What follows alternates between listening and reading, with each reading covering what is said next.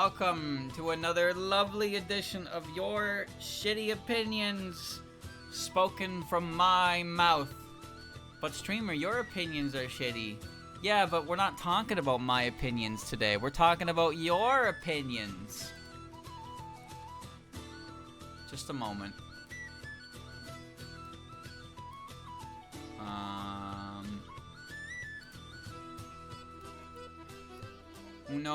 Uno momento. There was one last thing I had to do that I forgot to do. Okay.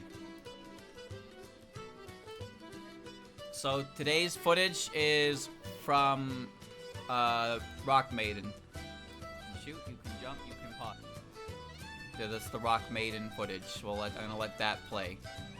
That's what our footage is today. Alright, boys. And we got our notepad. And we are ready to go. Ready? Here we go.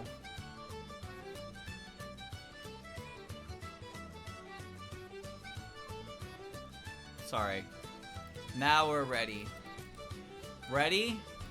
Let's go! Yomu and Yuyuko were lobotomized by Zun because they had really cool epic dialogue in PCB, and in all subsequent appearances they became haha funny gag character, half-baked, and hungy. Yuyuko still has some mystique, and as we see in Silent Sinner in Blue, so she might just be really invested during PCB Whoa layers, but Yomu and Ayan Stage 6 and Getsuse and Wily Beast and Weakest Creature Stage 6 ellipses. There's nothing else there. Well, chat. The floor is yours, boys. You know the drill. Give your opinion, give your emote, do what you gotta do, and then I will reveal the truth. Hot take. You really think somebody would write that? You think somebody would actually write that? Really? Bad take, wrong take. Kind of weak, TBH. I think bait, bad bait. Kind of 50-50, huh? Ooh, we're pretty confident that it's bait, aren't we? Well, you're wrong. It's a hot take. Whoever wrote this truly believes this. They believe that Yuyuko and Yomu were only characters when they weren't characters. And then when their characters developed, they were no longer characters. Classic. You love to see it. You love to see it. This is every Touhou character, by the way. Touhou characters are at their strongest when they have literally no characterization, and then as soon as they get some, they're bad characters. Ha ha ha! Ho ho ho! Hee hee hee! Alright. Next. Next. Any game is hard if you stitch 6 stages and 6 bosses and make player go through them in one sitting. Floor is yours, chat. Floor is yours. I didn't miss any words. What you mean, Something wrong? Something wrong? Bait, huh? Cold take, bait. It's a take, bait, hot take. That's so bait, Bait, hot take. That's a hot take, chat. That's a hot take. Whoever submitted this as a hot take. Any game is hard if you stitch 6 stages and 6 bosses and make players go through them in one sitting.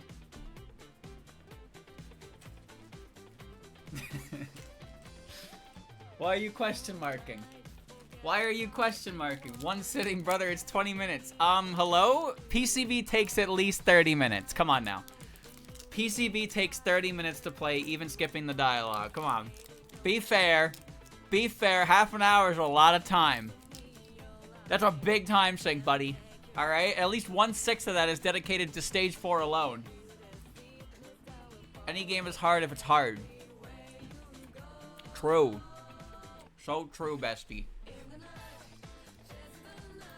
Alright.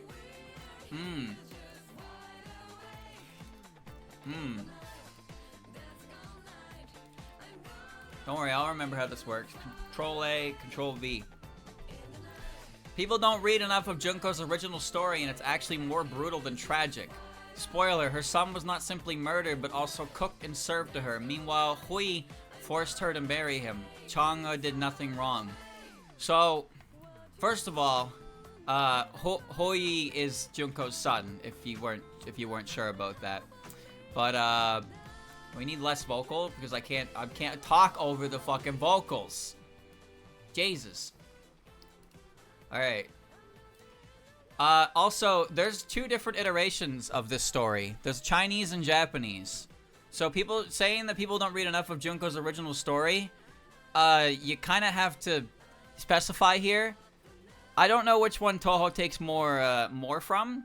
I think it takes a little bit of both, right? I think it takes a little bit of both. But there's 2 different renditions of this story. There's a Chinese and Japanese one. I don't know. I think it takes from both, because Junko is, Chang'e is Chinese. Junko's wear is pretty Chinese. But, like, it's Touhou. But Touhou's not a stranger to Chinese. It's fucking mailings is, right? But yeah, it takes from both, so there's more here. So you can't take everything from it. That's kind of the problem here, is you can't be like, this happened in this one, this happened in this one. Fuck that little doll. You gotta figure out what one did what.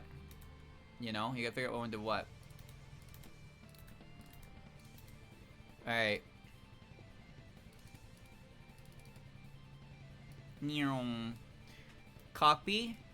Copy that. Bang.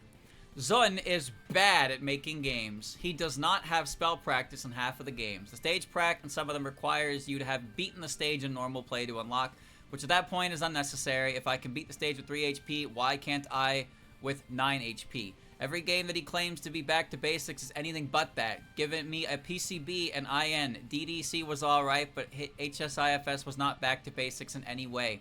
Also, Marisa is basically a useless shot type in modern games. All other bombs do way more damage, have more invincibility, allows you to move around fast while the bomb is still triggered. And she still does not have auto-aim, which was supposed to be the balance in exchange for a good bomb in early games. Hot take, but in truth, mini nuke. Hot take, bad take, bait, hot take, bait, hot take. And I agree with this opinion. Volcanic take. Bait, no one likes DDC. Bait. This is a hot take. Chat, this is a hot take. And you know what? I'm not going to say that Zun is bad at making games, because he's not. In fact, the thing is here is this comment. So I'm gonna pick this comment apart a little bit here. Zun is bad at making games, but then we have 2 examples of I want this game, give me this game. Games that Zun made. Now obviously that's a pretty big sample pool of games. So having, when you make 20 things, one's probably gonna be good. But he's got 2 games he very clearly likes, but Zun is bad at making them. But he's got 2 that he likes. So maybe he's not as bad at making them as you thought. He is right though that Hidden Star in 4 Seasons is not as back to basics as claimed. He is right that the practice requirements for unlocks is really stupid.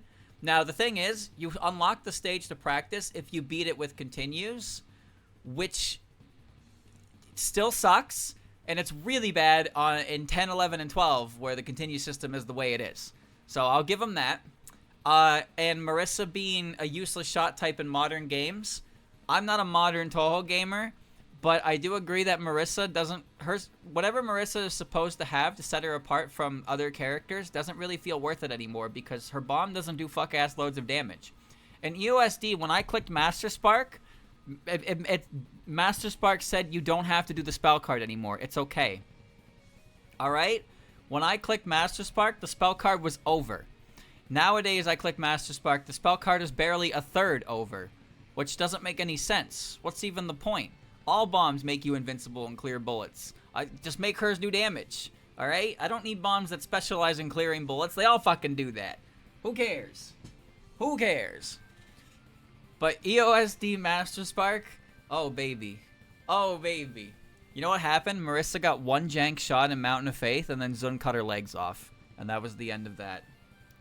That was the end of that. Poor Marisa never caught a break ever again. After Mountain of Faith, She overcharged and then she got busted for performance enhancers. She got taken off of them and then Zum was like, nope, no more. No more.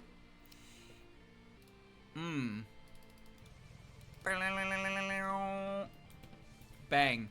Chimi Hoju is my least favorite character of Touhou 20. I just don't vibe with her. I think I still prefer Ubame, even if I don't like her that much either. So, this was probably submitted by somebody who didn't play the full game. But, you know, bad bait, hot take, okay. Hot take, hot take, hot take. Bait, he's glorp. Hot take, bait, boo. Well, chat, you'll be happy to know that this is in fact... Oh. This is in fact bad bait. This is bad bait. And you know why it's obvious that it's bait? Because A, this was submitted after the full game had released. And B, this guy said that he prefers Ubame.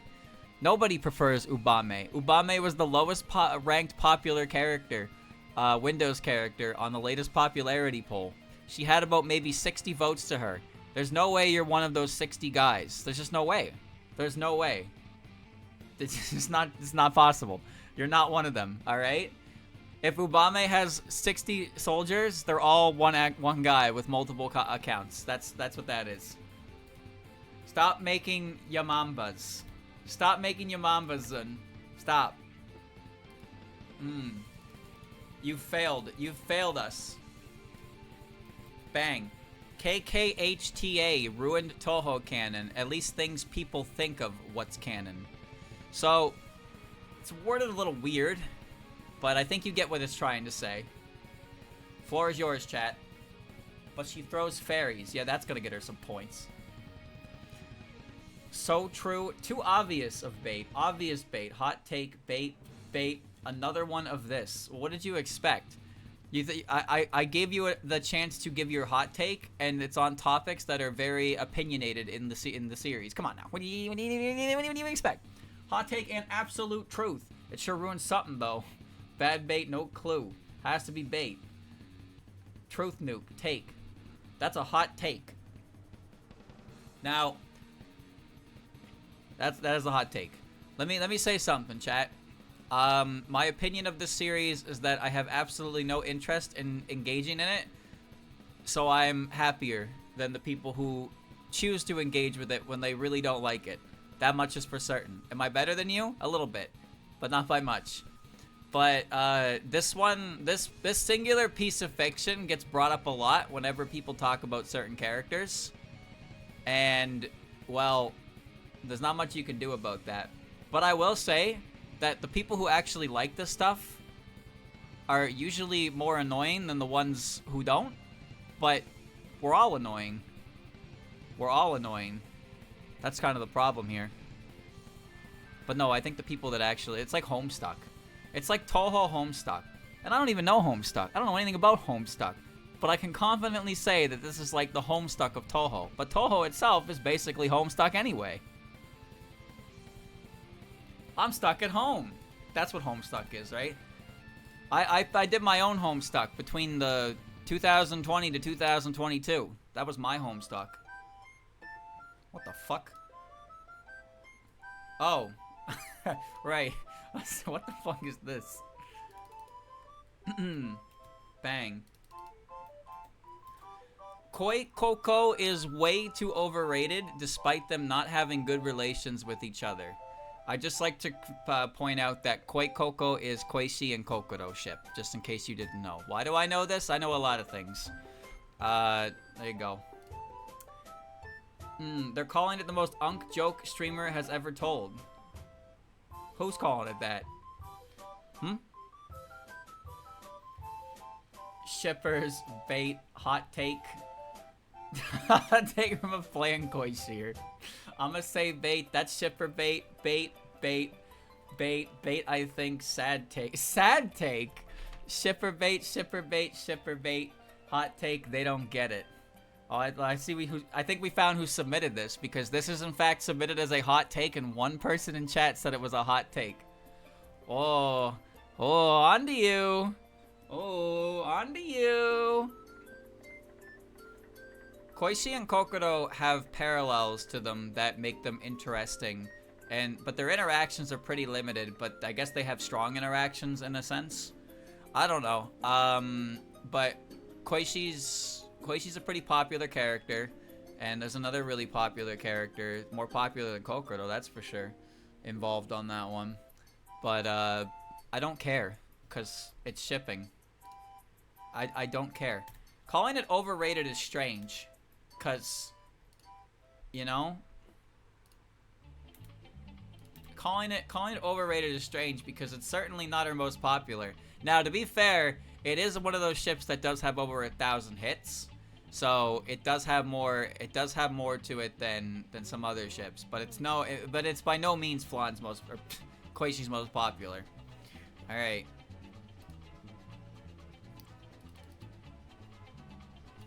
Oh boy. Okay. Marisa x Byakuren and Marisa x Nitori are way better ships than Marisa x either Alice or Patchouli.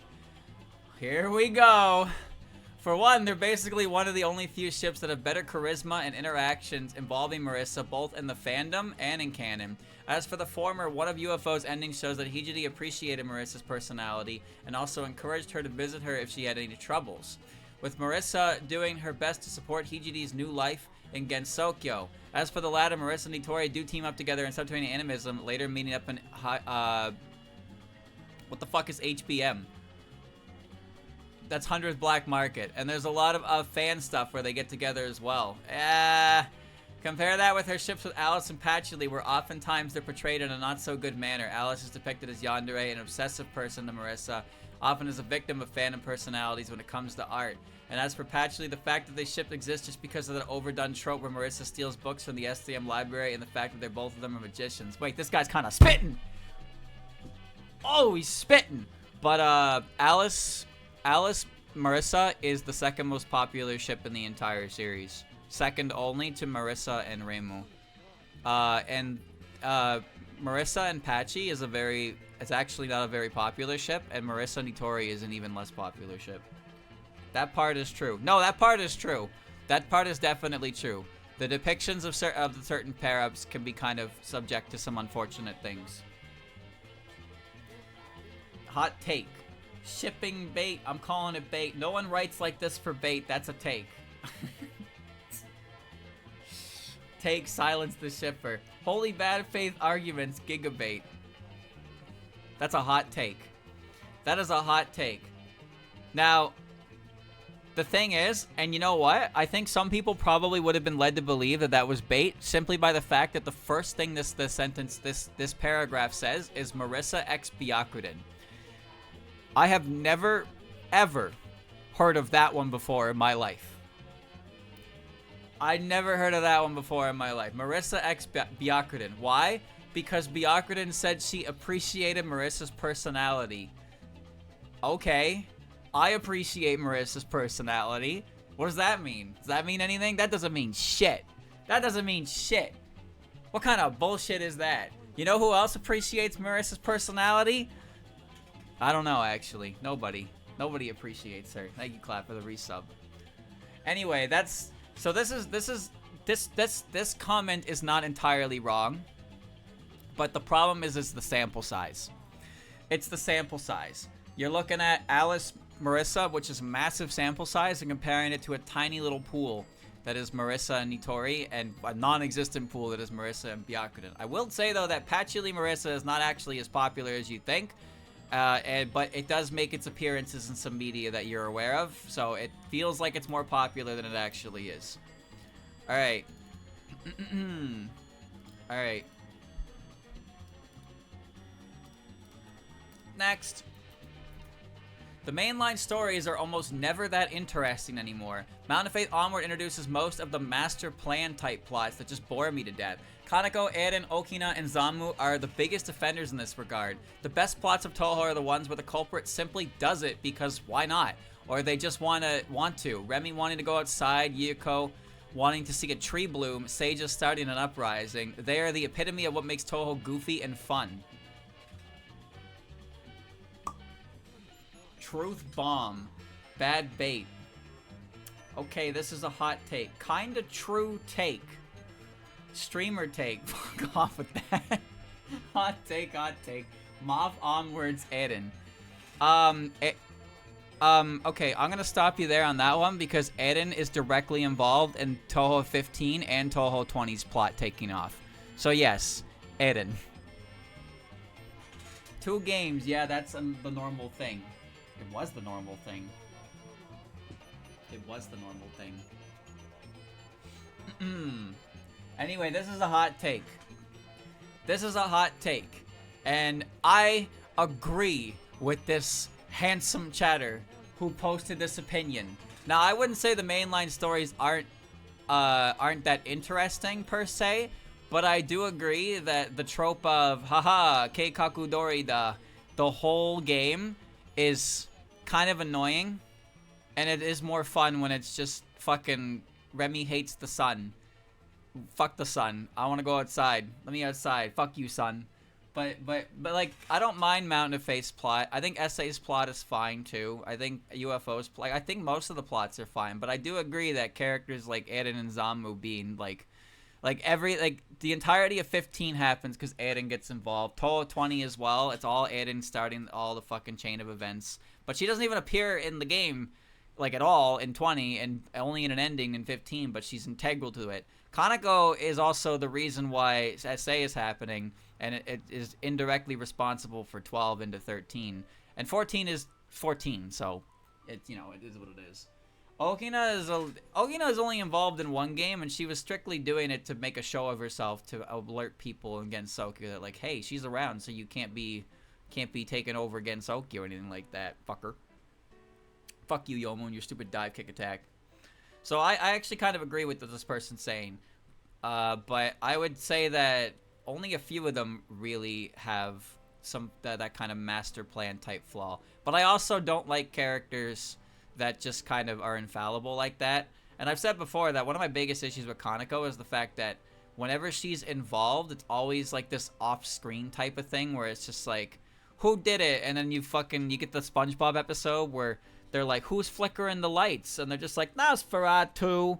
And he's flickering the lights. That's Kaneko for most of the time. Where it's just like, who started this? Kaneko, it was you. And she just goes, hee, flicking the light. And then there's no actual punishment or real acknowledgement of her character. It's just kind of like her name gets thrown around. And it's like, oh, she did it. Okay. Gotcha. And Eren is a similar vein with the further games. And Zamu's just annoying.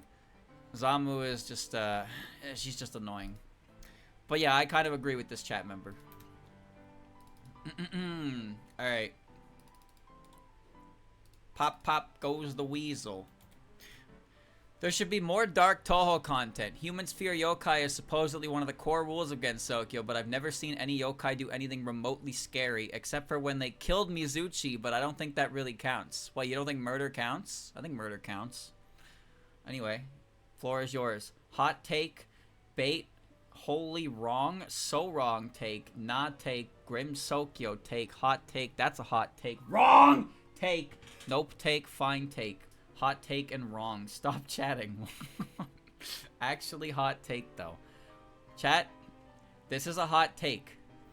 This is a hot take, and I don't agree with it, but this is because my favorite type of Touhou content is the slice of life, lighthearted stuff. I don't mind action. I don't mind some violence, but I don't like needless gore or needless. You know, I don't really jive with that. I hate seeing things like this where it's just like, man, what if we took this nice fun thing and just made it fucking like awful? Isn't that really cool? Like, no, I'm good. I'm good with that. So I don't agree with this take. I do agree that it doesn't do much with the human fear yokai aspect necessarily, but I don't really care, because Touhou to me is always going to be lighthearted and fun, and it's never going to be that major. Alright. Next. Bang. The Gen Sakuya the gods loved is extremely overrated.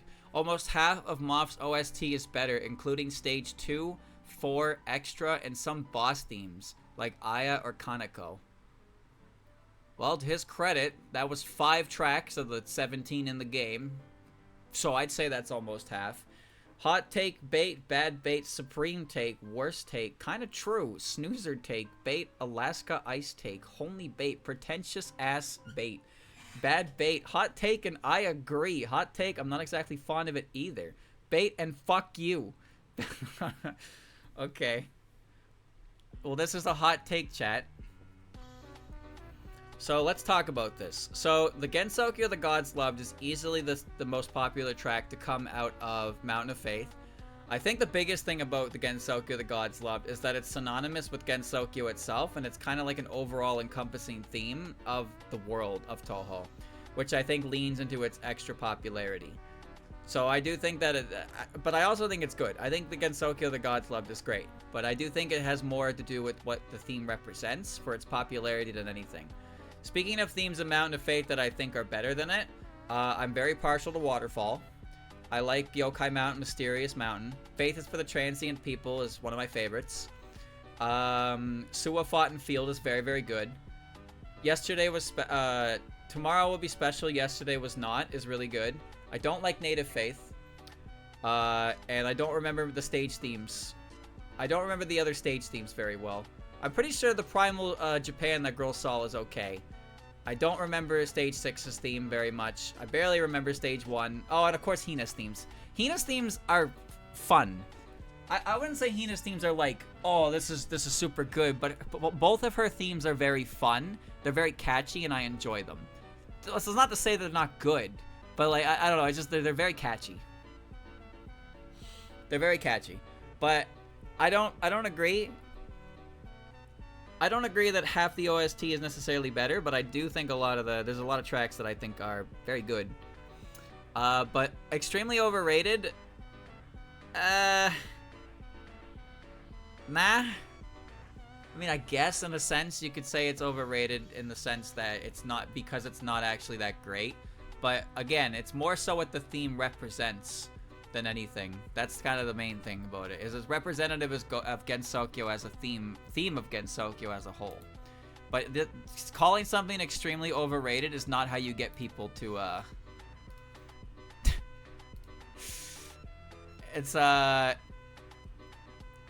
forgot what I was gonna say.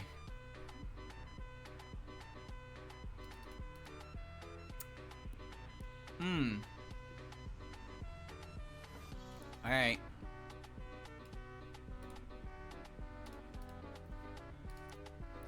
Oh.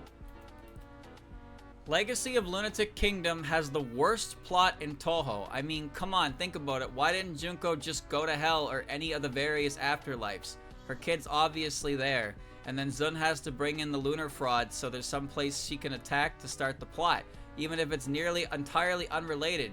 He also invented an entire new realm and barely used it. He basically dedicated the entirety of 15.5 to making it not be the location variant of a flat character. I genuinely think he just wanted to add Greek mythology and wanted an excuse to add Hikatia and also to add an American Touhou for the bit. The plot kind of warps around them. Oh, they can't handle fairies. Hoyi killed the sun somehow and Chango was also his wife. This has no prior precedence and just made it up so their existence works within the plot. It's so fucking bad. Oh, I'm getting angry. Oh! Bait, hot take, bad bait, bait, chat GBT bait. Bro, haven't heard of mythology. Of horrendous bait, bait, he's glorp. Bro, kind of waffling. The implication that Junko's child is in hell is hilarious to me. He's the sun, baby. I see your bait. Well, you're right, Chad. It's bait. It's bait, baby. It's bait. It's all bait. But you know what? Despite it being bait, this guy actually makes a good point in this bait. He actually makes a really good point in this bait. He invented an entire new realm and barely used it. That is actually pretty true. Now, to be fair, the lunar capital existed before, but the moon itself, the land on the moon is something that we got to see kind of for the first time in Touhou 15. And we do get to see it again in Touhou 20.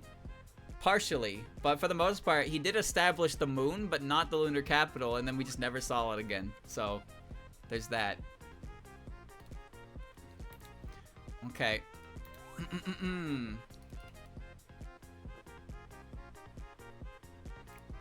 Copy.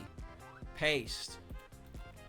Out of all the extra protagonists, Sanai is by far the worst one. Most of the time when another protagonist is added, they have a connection to someone in the game. Sanai kind of just exists just to be a throwaway. Oh hey, you can now play as Luigi type character. Sakuya being the cause of the imperishable knight in the Scarlet Team route makes sense. Yomu is the perfect choice for TD as she would know the most about spirits acting up. Raisin is the obvious choice for LoLK, as it involves the lunar capital, and Eren is a key part of the story. Aya has strong connections to Hidden Star and Four Seasons due to the history of the Tengu and Okina. Cirno as well fits being powered up by the seasons. But what does Sanai actually do? It seems like she just goes along following Kaneko and Sueko's requests. In other words, she's basically useless and only adds to give some variety besides Reimu and Marisa. If you like Sanai, I am truly sorry for you. Doing things because your god said so is not a good reason to star in a game.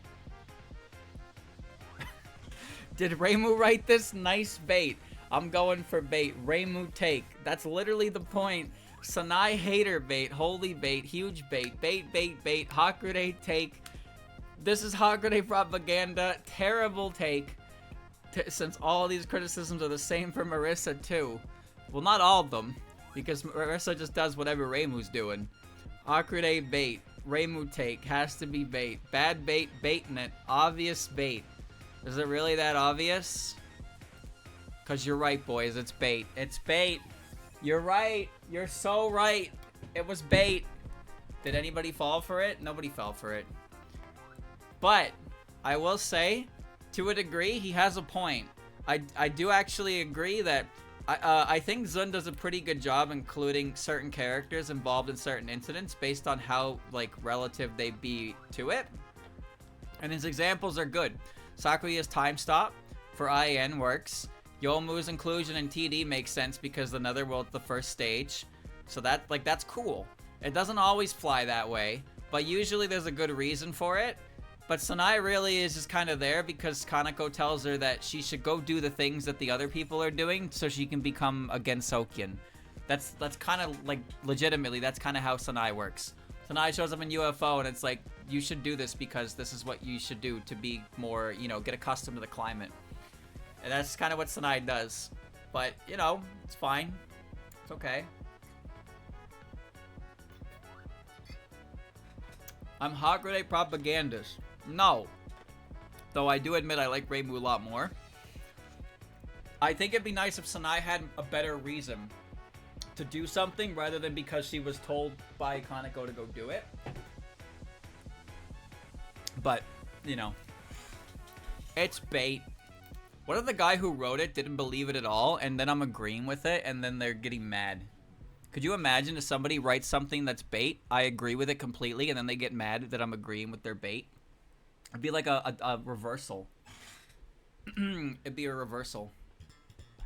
Holy Seinfeld. Boom, boom. Seinfeld.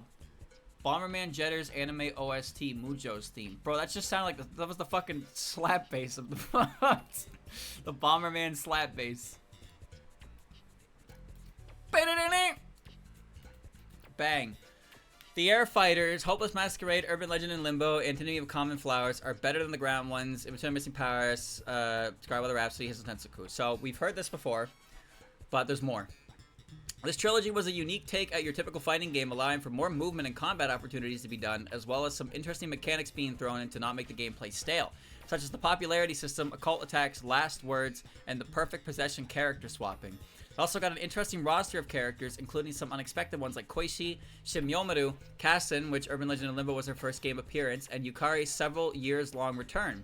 And the newcomers were also great characters with interesting developments such as Kokoro, the Yorigamis, and especially Sumireko. Also some great plot developments here and there. Hopeless Masquerade involves Hope being lost against Sakuya, and Kokoro's development is shown there nicely thanks to Mamizo's major involvement in the final battle. Urban Legend in Limbo has occult balls causing whatever to against Sakuya, and even leading to the start of LoLK, alongside Sumireko trying to enter against Sakuya for the first time.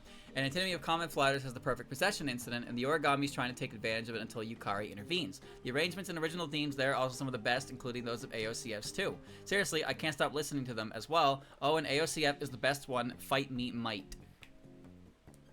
Yeah, it's bait made for streamer.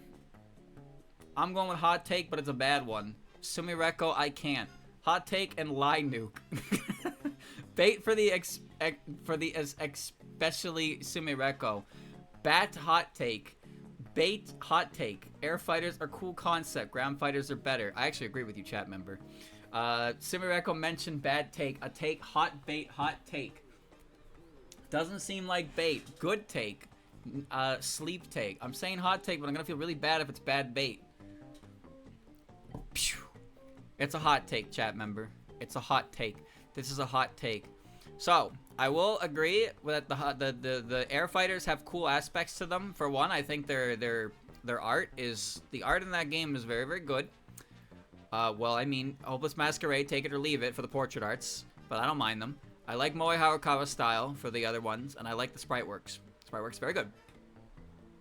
But I don't think they're more. I don't think unique gimmick doesn't translate to good gimmick. That's something you got to keep in mind. A unique gimmick is not always a good one. Koishi's gimmick is probably one of the worst gimmicks you'd ever want in a competitive game. And before you say it's not competitive, it's a fighting game. They are inherently competitive because that is the nature of a fighting game. It's just a matter of how competitive you take it, but it is competitive nonetheless. Koishi's gimmick is you set a move and she uses it automatically when you're at a certain range. That is so fucking awful. It's like programming an AI in real time, but you still move her around. What kind of fucking character is that? One that would never work in a real game that people actually take seriously.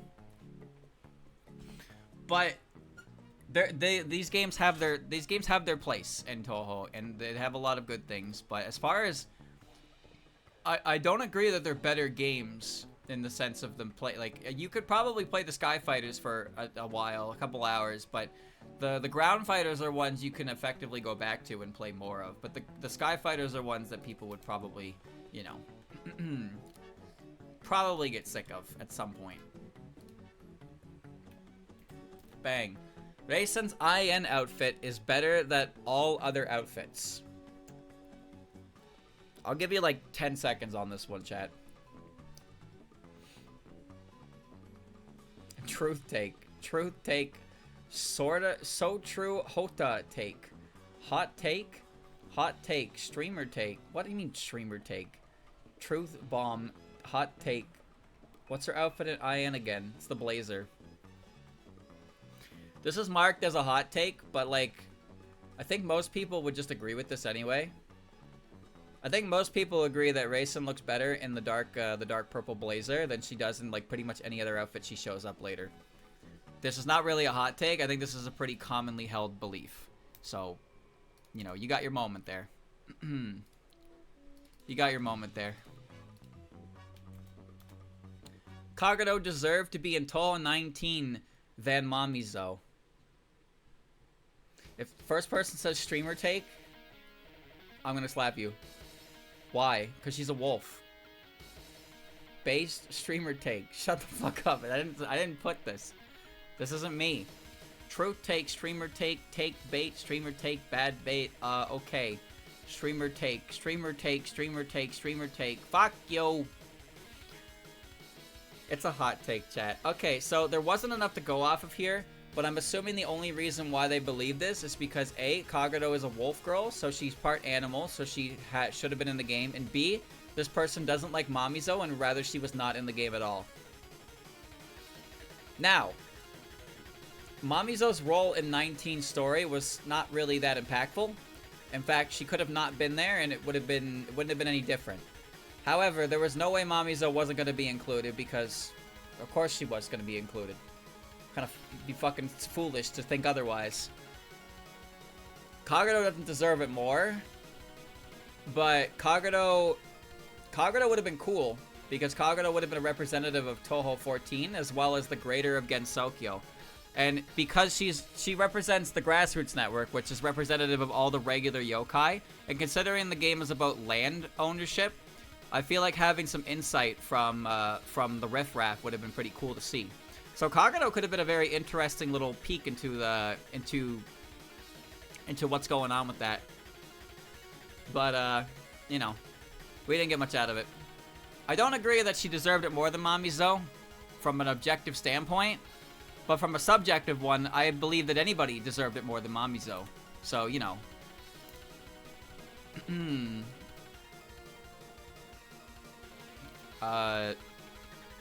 Yeah, that's not believable.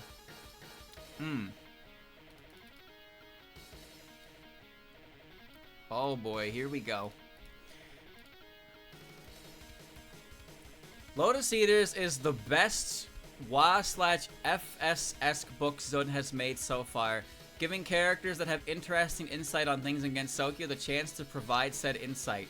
In WA, Reimu is portrayed less intelligently than FS and Lotus Eaters. Kasen did not know about dandelions being an invasive species, and Yukari basically gave her a quiet warning, so there's way less of concepts being explained as much as some of them are more eye candy. In Forbidden Scrollery, the two characters that are most involved in yokai politics, Aya and Mamizo, get constantly interrupted due to Kozuzu's shenanigans, even if she is normally the one to cause incidents that attract Aya and Mamizo. Lotus Eaters, of course, has the main character be mainly there to get the interesting characters together, which is great because it allows for more interesting storytelling on how Gensokyo functions, and it doesn't seem like they are going to get caught anytime soon. Unlike Kasen, who was dropping hints left, right, and center, and Kozuzu, who basically told Reimu that she was interested in such things, and flattered Reimu to not take action. Hopefully this means Zun has plans to keep the series going for longer than its predecessors.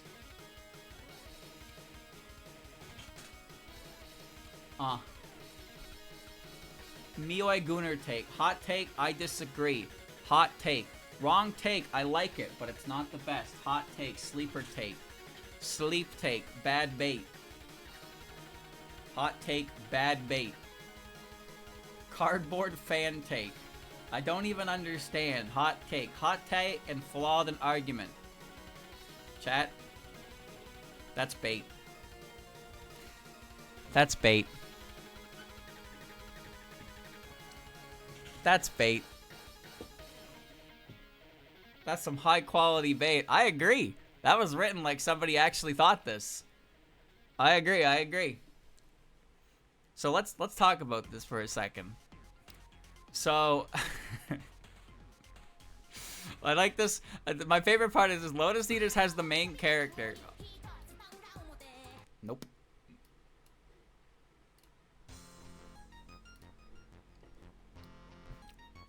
Let's talk about this for a second. Lotus Eaters, the main character be mainly there to get interesting characters together is great. That right there should have tipped you off. That right there should have tipped you off. That was some good ass bait. I like the part at the end where he says, I hope this means that Zun will keep the series going longer than the other ones. Like, ooh, he's getting somebody riled up right now. Well done, chat member. You created some exemplary bait that would have made me mad if I didn't already know it was bait. It would have made me mad.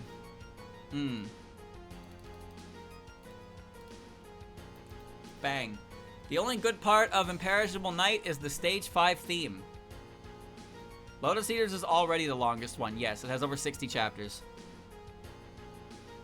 Wildhorn Hermit ended at 51, and I think Forbidden Scrollery was 43 or 44. Bait, truth nuke. Okay, well, I think we figured out who sent this one. Bad bait, low effort bait. Gotta be bait, ass bait. Bait, try better next time. Yeah, that's bait. That's bad bait. Say the only good part of IN is objectively incorrect. Objectively incorrect. Dum.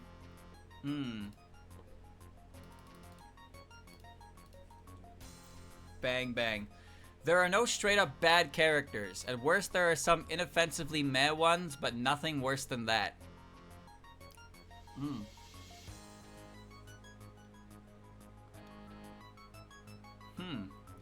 truth nuke. Hot take, truth nuke. Hot take, absolute truth take. Hot take and truth nuke. Kinda true, not gonna lie. Hot take, pretentious take. Hot take. Lunarian propaganda take. Well, that is a hot take, chat. And I disagree. I think that for the majority of Touhou's cast, a lot of them are inoffensively met characters that you attach to because you like their physical design or you like one trope that is attached to them. But there are some characters that are actually just shit. There are some characters who are shit characters. And whenever they show up, all they do is cause pain and suffering. Like every single male character. All of them. Anxious mustache villager. I'm sick of them. I'm sick of him, and I'm sick of everybody who thinks he's a good character. Fuck all of you. Mizuchi. Mizuchi's a pretty shit character. Streamer baiting for fun now. Maybe.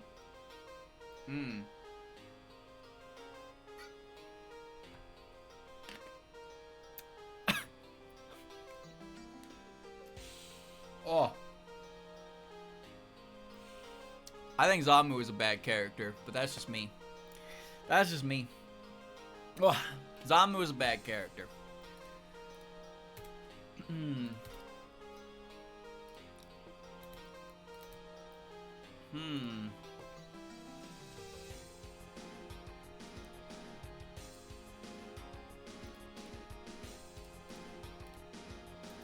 Bang. Sariel and or Kongara deserve to come back more than Mima or Shinki.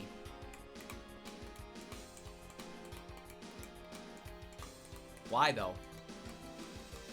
Bad bait, hot take, holy bait, and bait, hot take, that has to be bait, hot take, but wrong, confused take. Bald bait. You mean bald bull?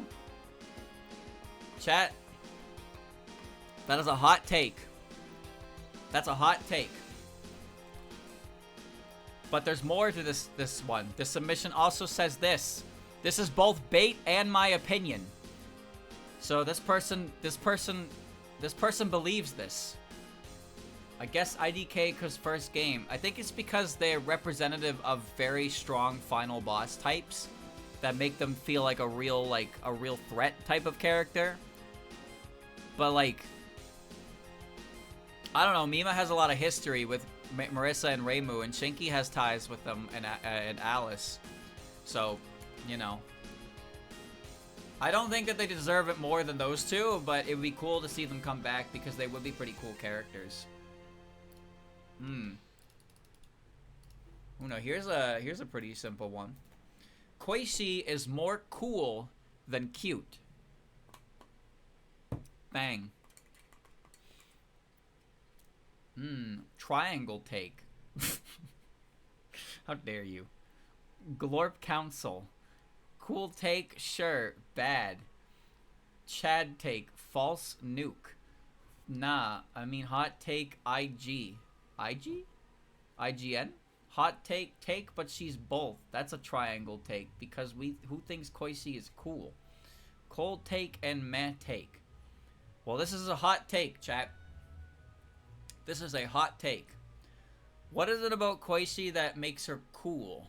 Is it because she swings a knife around? Because I'm pretty sure every single piece of Koishi media that is, like, official presents her as a goobu. Chat, you can't just use, that's not a verb or an adjective or just, you can't just say it like that. Alright? I don't know, I've always considered her squishy more than anything. But I guess this person thinks that knives are really cool. So, yeah. Alright. Okay. Alright, chat, I'm gonna give you this one, but that's just because I'm gonna give you 5 seconds. Ready? Go. EOSD cast is severely underused. Please, by all means, take the floor. Bruh. Lol. Alright, yeah, that's bait. Okay. Yeah, okay. Okay. Alright. Yeah, okay. Alright, okay. Alright. I don't think Yukari is Maribel. Yukari being in the past and Touhou existing in the future of Renko and Maribel IMO pretty much confirms they're separate people.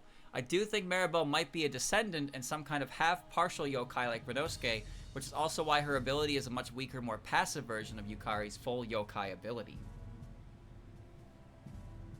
Dumb bait. Too much elaboration. Definitely a hot take. Okay. Zun take. Hot take. Hot take, and he might be onto something. My brother in Christ, what take? Cold take, hot take, hot take. Makes sense, but normal take. Hot take, but mad take. Hot take. That's some kind of take properly. That is, in fact, a hot take. But you know what? I subscribe to this. I think chat member has a point. The different time fluctuation stuff, as we know, there's time travel with those characters for some reason. But I actually rather like the idea that she's like Renosuke, where her family has origins. Her family has origins within Yukari for some reason or another, because we know it's possible. We know it's possible. I've never actually thought about that angle, but I personally myself, I'm not really a fan of the whole Maribel is Yukari thing. And the biggest reason I take issue with Maribel equals Yukari, and I said this before, is the fact that when Maribel equals Yukari, it removes Yukari's relations in a way that feels disingenuous to the character. So what do I mean by that? So you've probably seen it before, but you'll see whenever if you've ever seen a story or anything like that where Yukari is Maribel, you'll always see that she's always thinking about Renko, her time with Renko. She misses Renko and other things, of course. So it's always Renko in this situation. But we know that Yukari has a good relationship with Yuyuko. So the idea to me that Maribel is Yukari means that like Yukari's relationship with literally every other character that isn't Renko is immediately backseated because Maribel matters more to them. So her relationship with Yuyuko, her relationship with Reimu, her relationship with Suika, like none of Yukari basically doesn't exist as a character anymore. When they say that Yukari is Maribel, they pretty much remove the character that is Yukari and only slap everything Maribel related onto it. So that's why I don't like when they're considered the same character, because Yukari gets forgotten as a character herself for the purpose of just having her reflect on Renko. And it's like, what about literally every other character Yukari has, right? Yuyuko must be Renko then. I'm gonna kill you, all right? I'm not even not even in Minecraft. I'm gonna come to your house and I'm gonna kill you, okay? This isn't a joke. You will not see the sun tomorrow.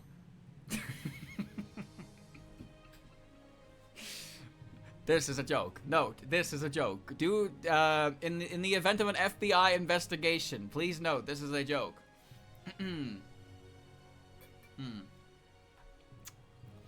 But no, my opinion on that is that, like I said, I think it's better when they're separate characters because, to me, I always feel like Yukari doesn't exist as a character.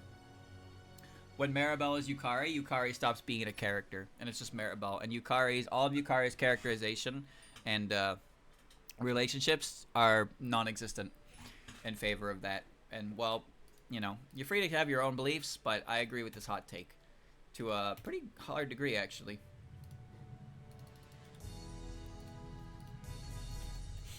Cirno might not actually be the strongest. Pensive emoji. It's very important I mention the bad bait angry. What? Obvious bad bait. What the fuck? Bait wrong. Bait so wrong. Fake. wrong. Clown piece Lily are stronger. Misinformation so wrong. Hot take that hurts. Chat, that's a hot take. That's not bait, that's a hot take. Somebody believes this. Somebody believes this. Somebody believes this. They're getting mad. Uh-oh. Oh, they're getting mad. The witch hunt. They're gonna start the witch hunt. They're gonna start the witch hunt.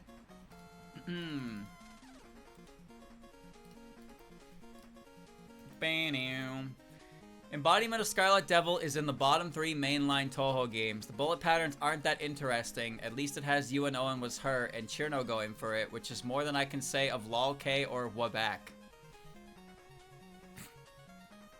Bait. I always die by Cirno. Did you write this? Fake, fake, fake, fake. So true take. Bad bait, huh? What? Hot take, bad bait, eh? Hot take, also kind of true. Wabak slander, I will kill this person. Bait, take, hot take, it's definitely dated. Bait, bad bait, cause Wabak hate. Nice rhymes. Bad bait, mostly cause I'm hoping this one is sensible. This is a hot take, chat. This is a hot take. Embodiment of Scarlet Devil being a bottom 3 mainline Touhou game. And apparently the only ones worse than it are LoLK and Wabak. So, the only parts about Embodiment of Scarlet Devil that are good are Cirno's existence and You and Owen Was Her. That's kind of insane. That's actually kind of insane. So that leads me to question here. The bullet patterns aren't that interesting. I mean, EOSD just have a lot of like fuck you patterns. But I have to assume that if you're calling them not interesting, it's because you've died to every pattern at least once. But you don't have a lot of playtime in the game. But you still have a large death count relative to your playtime. So I think you're just angry. I think you're just angry. That's all. Maybe you need to let go. You might need to let go of your hatred and understand. That's all.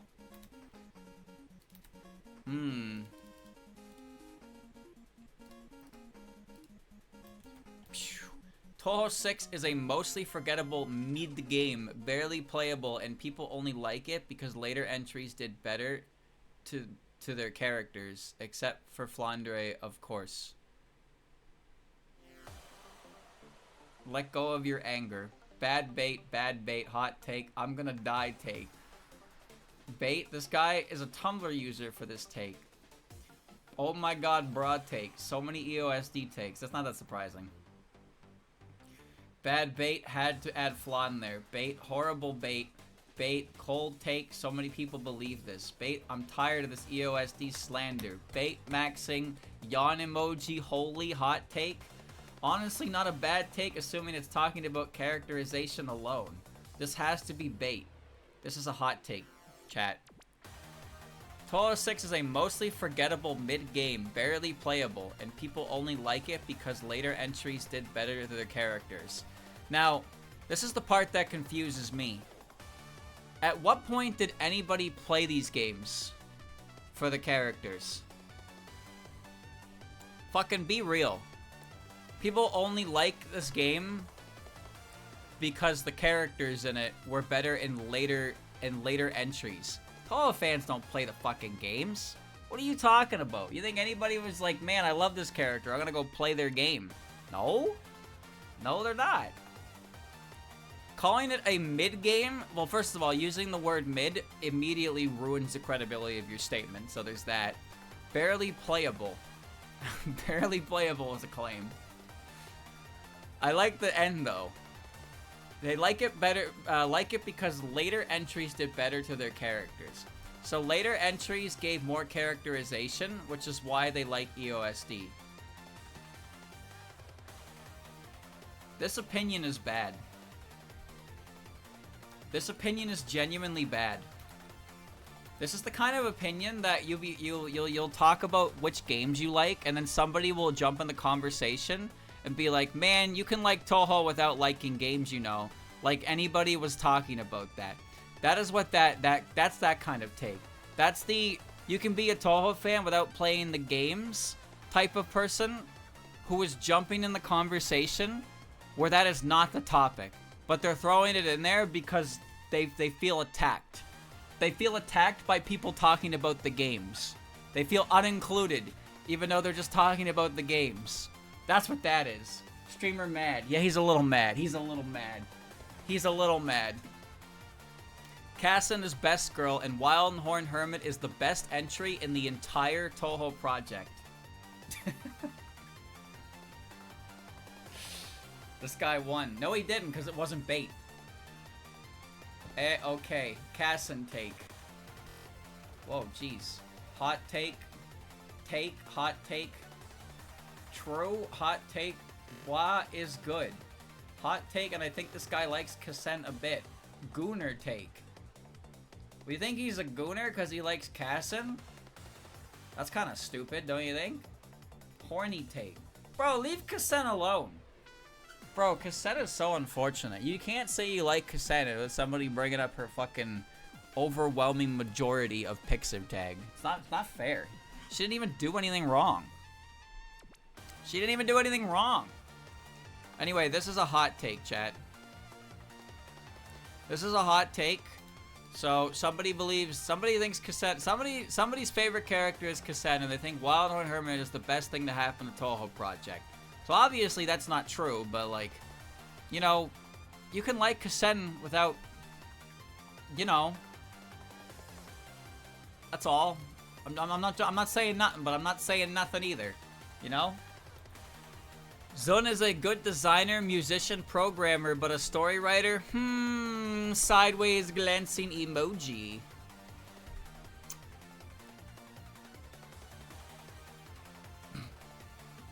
Bait.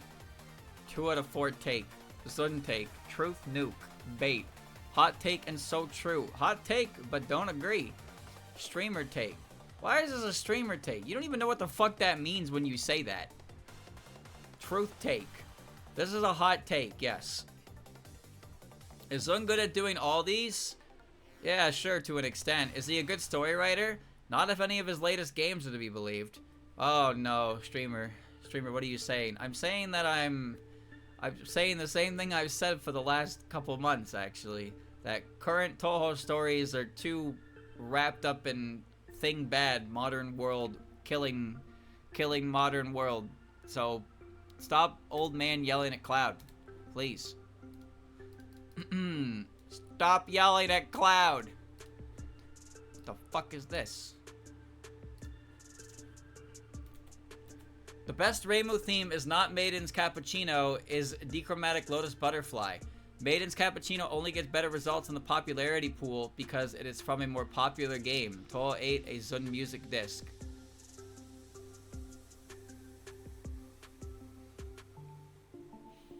Wholly based take. True take. Not gonna lie. Base. Cold take. Honestly true. Base take. Hot take for real. Cold take. Let me shake this guy girl hand. Good take. So this is a hot take. And I actually agree that Reimu's best theme is Dichromatic Butterfly. However, I think it's very silly to say that the only reason it got better results in the popularity poll is because it's from a more popular game. It's a popularity poll, my guy. That's the whole point of it.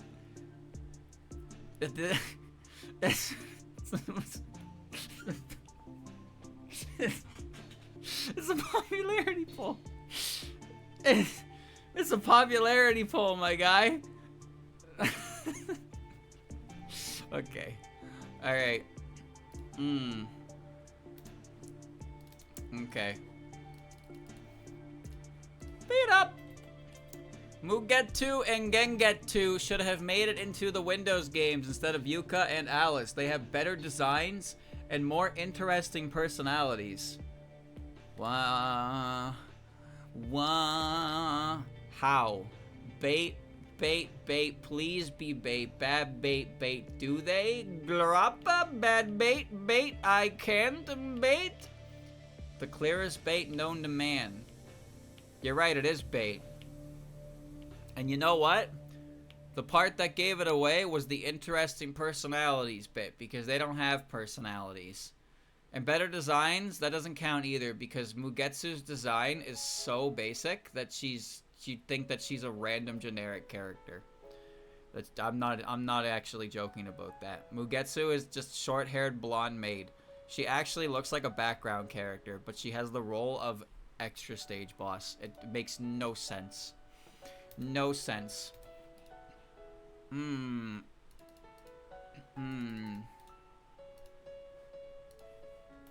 Bang. Given how often she's not taken seriously by the fandom, Touhou needs a game where it can explicitly delve into Reimu's character and reveal just how deep of a character she is. I keep my mouth shut when I read things because I don't want to influence the vote. Because they'll be like, oh, streamer, he's giggling. He's giggling. That's got to mean it's bait. He, right? Nope, keep my mouth shut. You won't know what it is until I tell you. Bait, it doesn't. Read manga. Why would I do that? Reimu doesn't need to be deep. Reimu is deep. It's not her pockets. Bad bait. Seriously, she's in every game. Probably not a game, but it could be fun.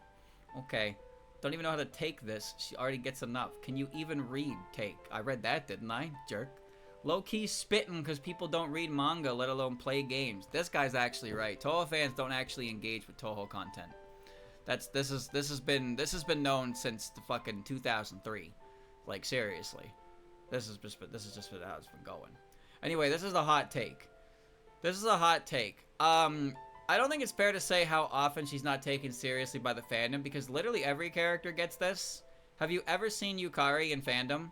Yukari is the most serious character you could get in the early series, game series. But Yukari is a fucking... She's a glomper. She's a freak. She's an old lady. She has every negative possible, like, connotation possible. Alice, too. They all get this shit. Not just Reimu. But... I've seen things delving into Reimu's character. You ever heard of Sengoku Gensokyo? That is a great fucking game for characterizing Reimu. If you wrote this and you don't know about that game, I would recommend that. That game is very good for Reimu's character. Fantasy Maiden Wars is also a great look at Reimu's character throughout the entire course of the game. So there are fan games that do delve into Reimu's character, but a lot of fan works play up the fun parts and the tropes, and they don't go too deep into it. But there are some that do, and I think that those two I just gave you are very good specifically for Reimu's character. Sengoku Gensokyo is a game that's a pain in the ass to play, but its story is very, very good. I think its story is fantastic. The whole journey of Reimu's character in it is great, and I also really like the encounter between Meiling and Sakuya, because that is the kind of I have never seen that encounter between the two of them in any piece of fandom ever. Not even once. In every piece of fandom, it's always Sakuya is the boss and Meiling is the employee at her whims. But in Sengoku, Meiling's like, who the fuck do you think you are? Listen, you are not my boss. We both work here. You better watch your tone. And it's like, damn, girl, get her. Like, actually, legit. Like, Meiling doesn't take that shit. She takes it for a little bit, and she's like, excuse me, but who the fuck do you think you are right now? And then gets into a fight with her, and it's like, whoa, I've never seen that, like, ever. So yeah, that game has a pretty great story rating. It's just, if you play the game, I highly recommend creating a couple cheat units, because the biggest issue with that game is defending your property is tedious, and if Reimu dies in a fight, there's a chance she leaves. And if she leaves, it's game over. And you won't know if she leaves until the battle's over. So Reimu can die in a fight, you can get through it, and then Reimu will leave, and then you'll game over after the fight anyway. Which is a fucking bonkers-ass decision that can happen. Making units leave is one thing, but Reimu literally cannot leave or the game ends. But you won't know if she leaves after a fight until the fight's over. So it's just, why would you do that?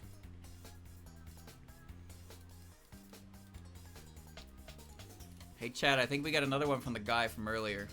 The best Marisa theme is not Love Colored Master Spark, it's Magus Knight. Love Colored Master Spark is only more popular because it's from a more popular game.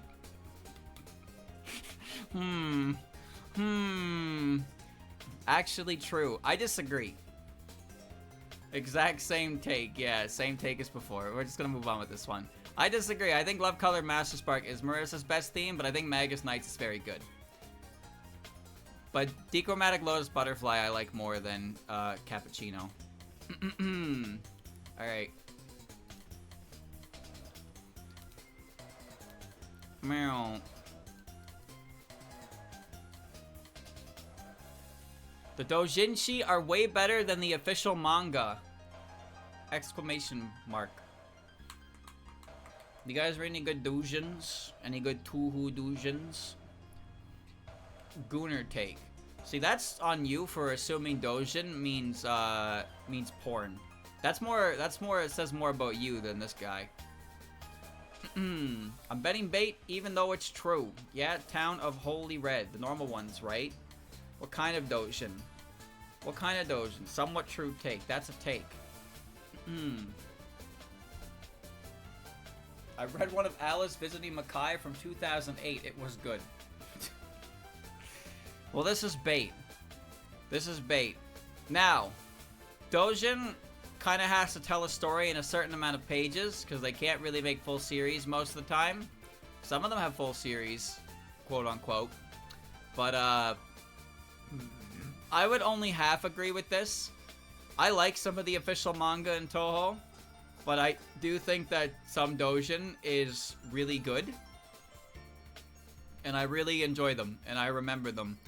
And they're better than Lotus Eaters. Ha ha ha ha ha! Yeah, yeah. No, but like actually, some Doujin has great art and a very good story to tell. And it tells it pretty well at a nice pace with enough pages. And it's like, wow, that was really good for a Doujin.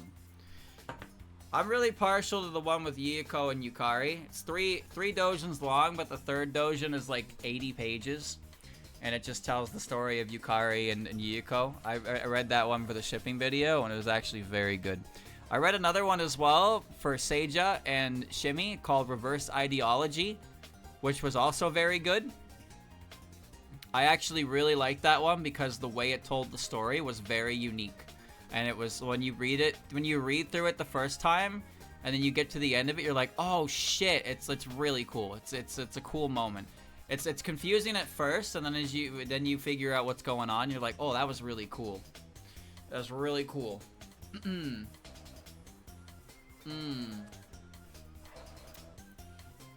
I read a really big one before that was about Yukari and Ron. That I thought was pretty good. So there is Doujin that is actually quite good. When work and heart is put into it, they can make some really enticing stories. I've read I've read most of Karage's goofy stuff. I've read a bunch from an Alice and Marisa shipper who has great art. Same with a Moko and a Kane shipper. And a Sho and a Nazarin shipper that had really good art. But yeah, that's bad bait, but it's actually kind of true in some capacities, depending on which one you're getting. You get more variety in Doujins.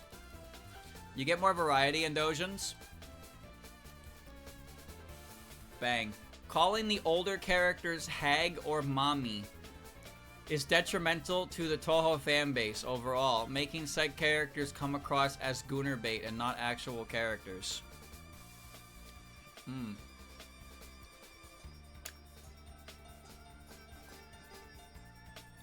Coldest take, bro. It's 2025. Real take? That's just true. Get back to Twitter. Twitter is the one doing it. Come on now. Truth nuke.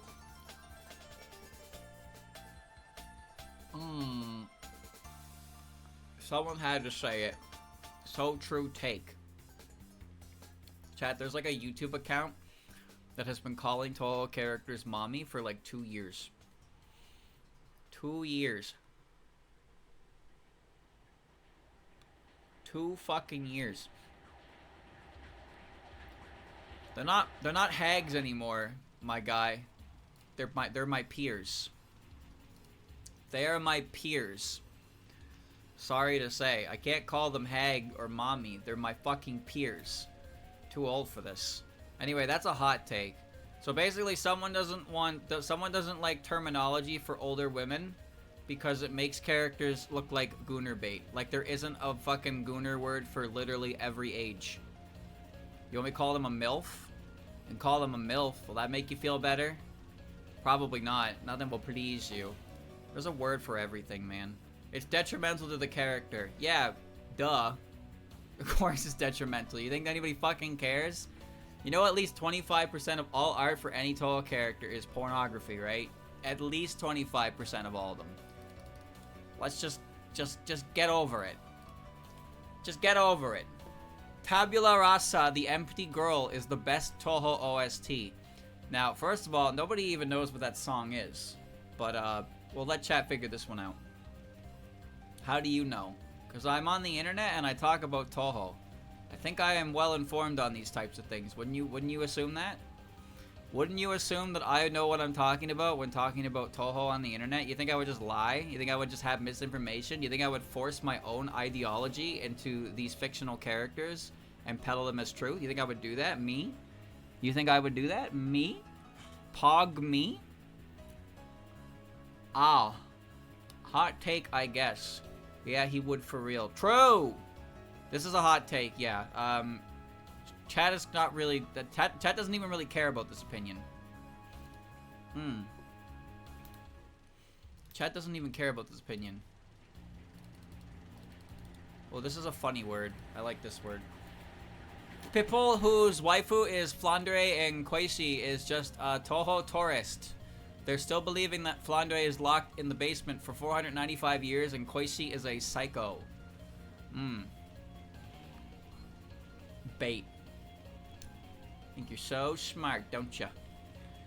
What is this shit? Gotta be bait. Touhou tourist. Tourist take. Bait.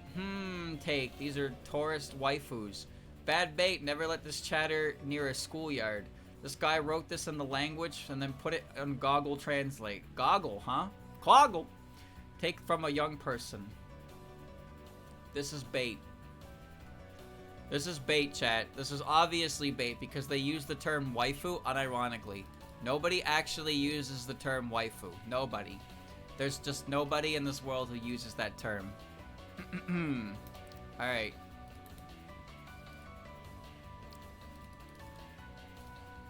Now this is a take. Oku should have a giant third eye on the chest instead of giant boobs. Chat, your submission will paint a picture of you that nobody wanted.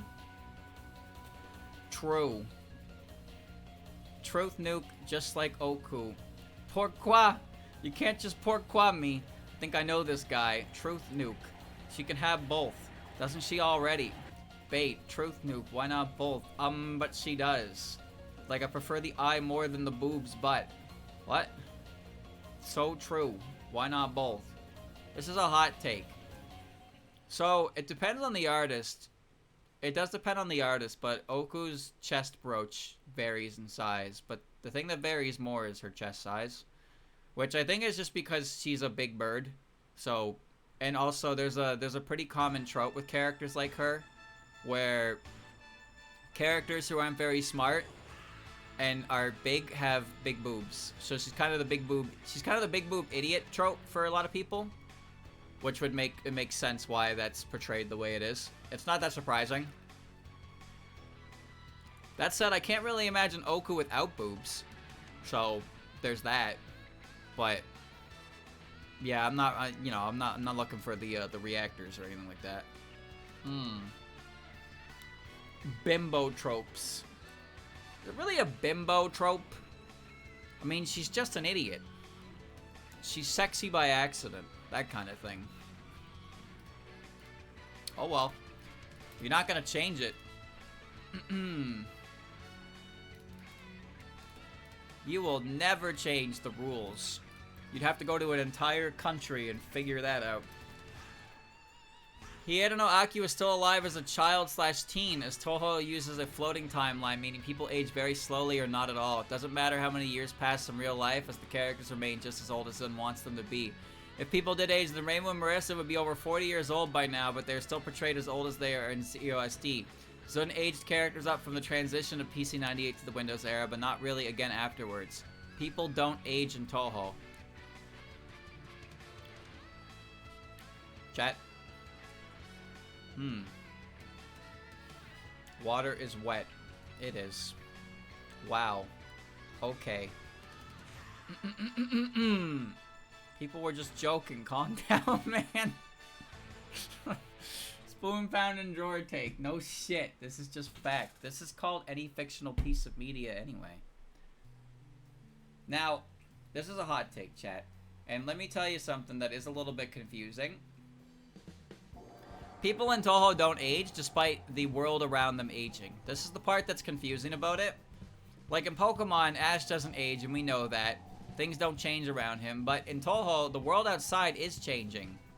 And it's constantly, we're hearing about how much it's changing. That's a fucking plot point of the recent Touhou games, is how the outside world is changing. But like, nothing in Touhou is changing. So Reimu is still Reimu, but like, how is nobody changing, but everything around them is changing? It doesn't make any sense, right?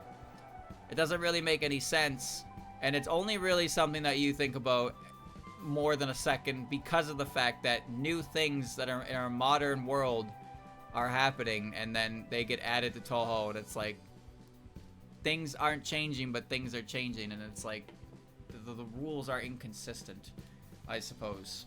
The rules are a bit inconsistent. Alright.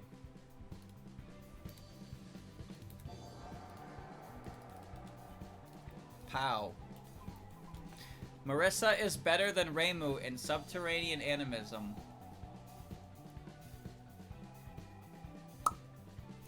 SA main take. Well, this is the game they're talking about. I don't know. Haven't played enough SA. I have no idea. Marisa is better than Reimu. End of sentence. That is the end of sentence, yes. Like in gameplay, I've only played Reimu. Same.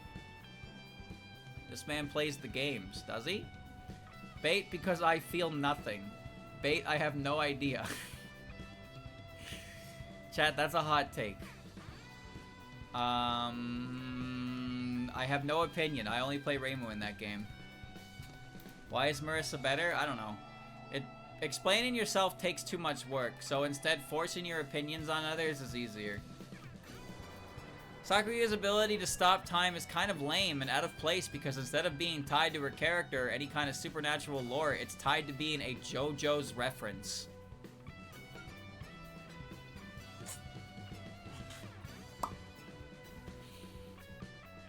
Lol. Bad bait. JoJo bait. Is that why? Bad take, reasonable take. Bait. I mean, most of Touhou is just JoJo references. A lot of things are JoJo references. Hot take and truth nuke. Limao. Bad take, IDK bait. Hot take, this make me laugh take. This is a hot take. Her ability to stop time is kind of lame. First of all, that's just not true. Time stop is super cool. Secondly, Glorp. Out of place because of being tied to her character, kind of supernatural lore. I'll give you that. Her time stop ability is not explained in any real capacity, huh? It's just something she can do. Is it because it's a JoJo's reference? No. Just because Dio can stop time doesn't mean every character that stops time is a JoJo's reference. That's like saying breathing is a JoJo's reference because Hamon uses breathing. Like, at this point, you're just angry at JoJo's. That's what that is. That's a Hamon breathing reference type of fucking complaint right there. As if time stop has never been done before in anything else ever. But I will agree with you in this in the sentence of it not being intrinsically tied to Sakuya in any meaningful way, and it's just something she can do is kind of lame. I mean, no, it's not. No, it's not. Just because one character popularized an ability doesn't mean every character to do it afterwards is a reference to that. But it is fair to say that when characters share abilities, they tend to reference things later on. I know she has a spell card called the World. I know she has an alt in Hisotetsuka that makes her look like Dio. I know. I'm aware. I am aware. Okay? I'm fucking aware of the JoJo's references. But you can't just say that the only reason Sakuya can do it is because Zun really wanted to make a JoJo's reference. You can't, like, he ended up doing it anyway, but you can't say that. You can't say that. Not everything is a fucking JoJo's reference. This is why people get mad about JoJo's, because you say literally anything that happens in JoJo's, it's a JoJo's reference. I did not like Mountain of Faith. I think it's overrated. It insists upon itself. It insists on, it's shallow and pedantic. It insists upon itself. Wah, wah, wah. Bad bait. Okay, next. Can't go next. Not until more people respond. This guy is so right. Okay, buddy. Faithless take, good take. Bro, shut up. Holy bait, hot take. Too simple to be bait. Bait. Someone who suffered while playing it, bait. This is a hot take, chat. This is a hot take. Whoever sent this does not like Mountain of Fate. It is shallow and it is pedantic. It insists upon itself. It has the green character in it. Which one, streamer? You know the one. The fucking green character. I'm sick of that fucking green character. Ooh. Alright. So this person did not like Mountain of Fate and said it's overrated. Did not bother explaining what it is about Mountain of Fate they didn't like. Didn't bother explaining what about it's overrated. So this is what I mean when you send me 5 words and then everybody's just like, okay, cool emoji, and then moves on. If you want to convince somebody of your viewpoint, you need to explain it. You need to explain it. Case in point. Touhou 11 is the worst of the Faith Saga of games. If you're wondering what the Faith Saga of games is, it's 10, 11, and 12. That's the Faith Saga. Ooh, another one of these. No, it's 12. Rah, angry. Next take is UFO bad. You'd be wrong. Take it. Cool take or bait. I don't really care. 12 is right there. Hot take. Andrew take. Bad bait. 13 doesn't count. 12, 11 is annoying to play on normal, but 10 Desires is worse. Well, 10 Desires is the worst game to play, but also 10 Desires isn't really part of the Faith Saga.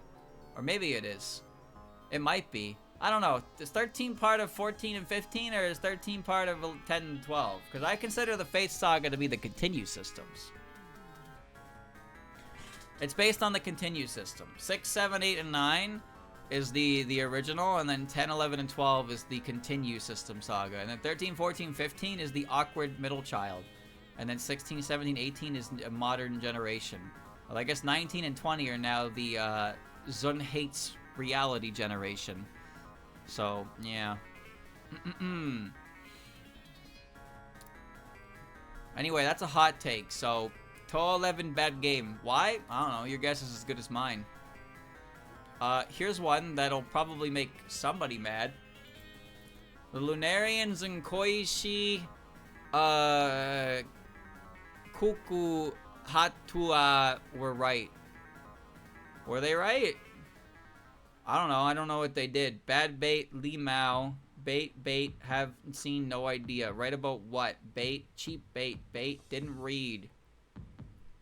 Bait, probably bait. Bad bait. Bait, fuck you.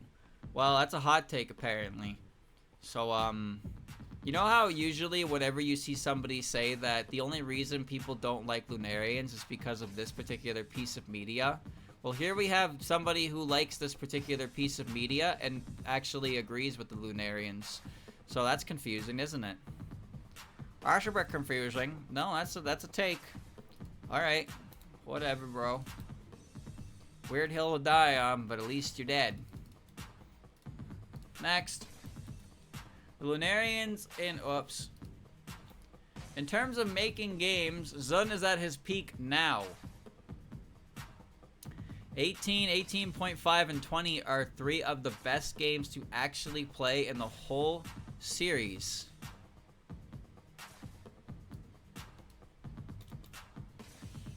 Lol no. Li Mao take.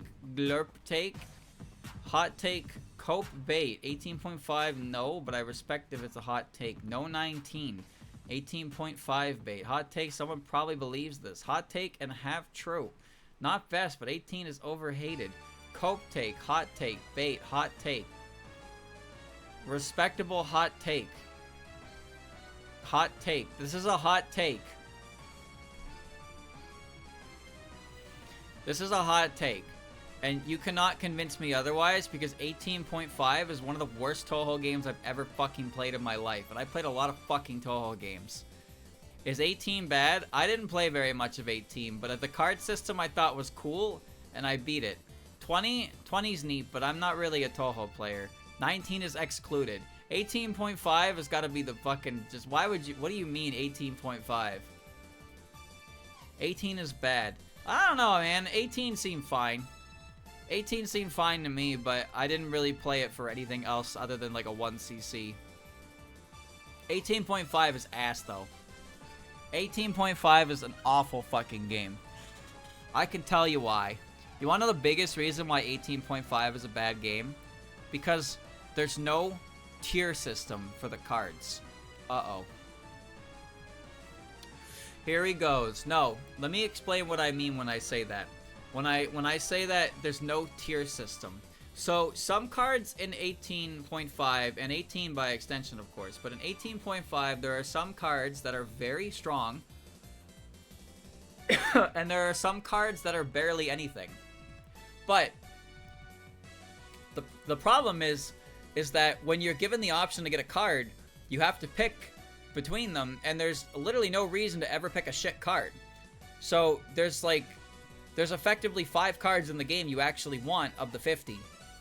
And you get enough choice that you can avoid some of the shitty cards. But for the most part, there are some cards you would never actually take ever because they're so useless. So if the game actually like gave you a chance to get those shittier cards without, you know, like having to dedicate your entire card pool to them, that'd be better. But as it is, it's just beat section, get card.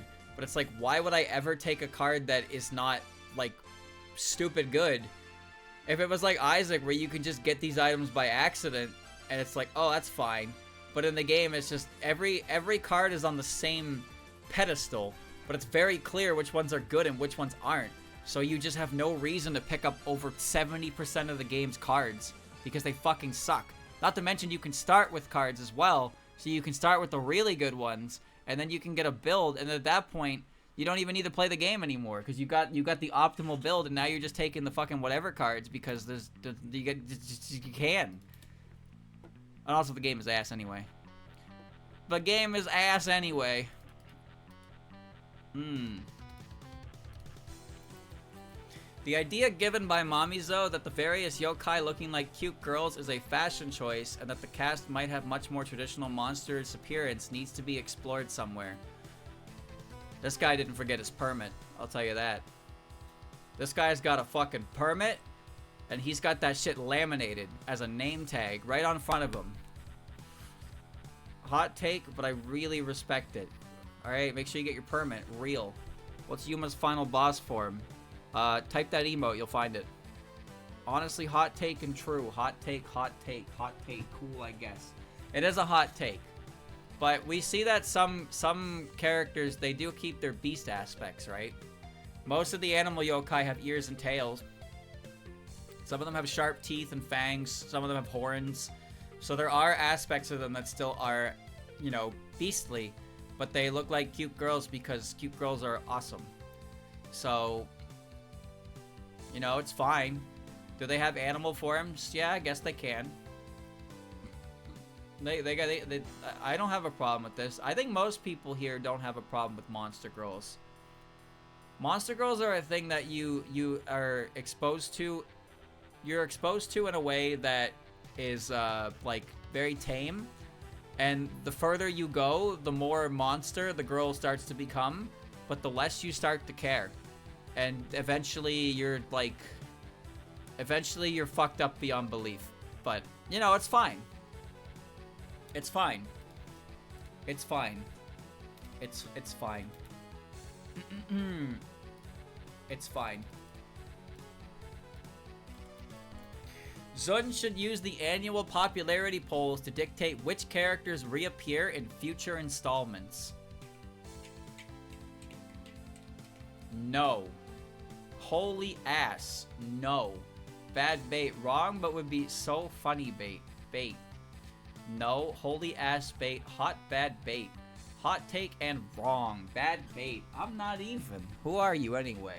I don't even agree what would be the benefit of it. Koishi is the third pro tag forever. Okay, so this is bad bait. Nobody fell for it. But what if Zun said this? What if Zun was like, okay, so whatever character gets 43rd on the next popularity poll will appear in the next game. What if he did something like that? Wouldn't that be fucking funny? Wouldn't that be hilarious if he was just like, alright, random character from the mid lane, random arbitrary number, whoever's this popular gets in the next game. And it's like, holy shit, who could that be? There's a whole surplus of characters. The superfan's gonna rig the vote, but how can they? How can they, right? You would not be able to coordinate with that at all. And then the really popular characters would never see enough of a detraction to actually make them fall into that spot. And then it would encourage some people to actually vote for other characters so they could purposefully avoid the 40-second spots. They didn't have to see their character exposed to Zun's writing. Ha! Oh, streamer, you funny guy. You funny guy. Alright.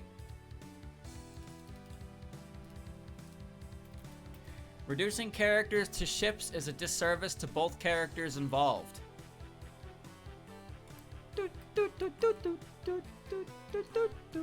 True. Bait. Streamer take. True. True. So true. So true. True. True. So true. Boring bait. True. Is that a hot take though? That's just true. We know. True. Yeah. Yeah. Normal ass take. Not even bait. It's true. Bait. He's glorp. Hawk. That guy. Regular take. Streamer's Tumblr take. Well, okay. So, this is a hot take. But I agree with it. I agree with this take. Like, massively. Because I think that shipping itself is boring. For the most part. And the people who only care about shipping don't actually care about the characters at all. It's kind of awful, in fact. Because the only thing that matters to you at that point is the sexuality of the character. Nothing else matters. And it's like, cool, glad to know you like the character for an actual reason. There's nothing sexual about Touhou at all. Nothing. It's so free. It's so free from that type of writing. But Touhou is also massive for shipping in general.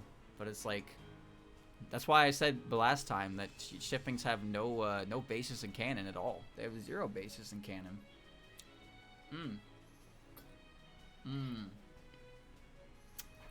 Shippers should probably get hit in the knee with a hammer to test their reflexes. But hit a little hard so they'll it'll ache for a couple days and they'll have to call the hospital and be like, yeah, I think the doctor hit me a little hard. That's what they deserve. That's what they deserve.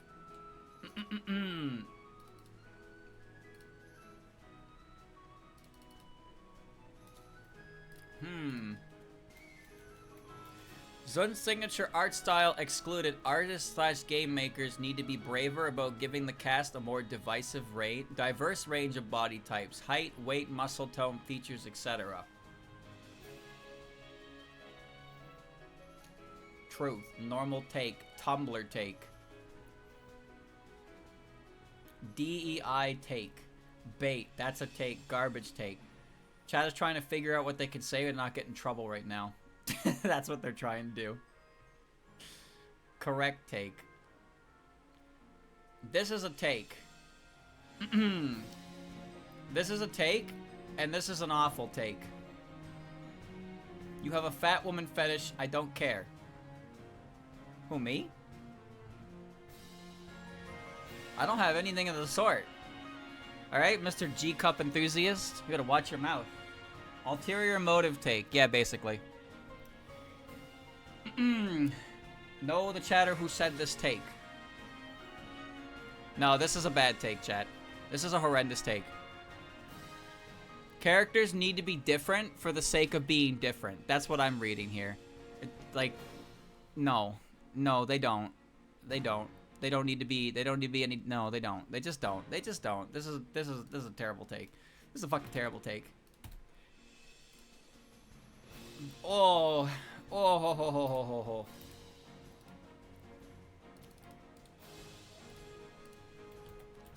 Twin Turbo is the Cirno of Uma Musume.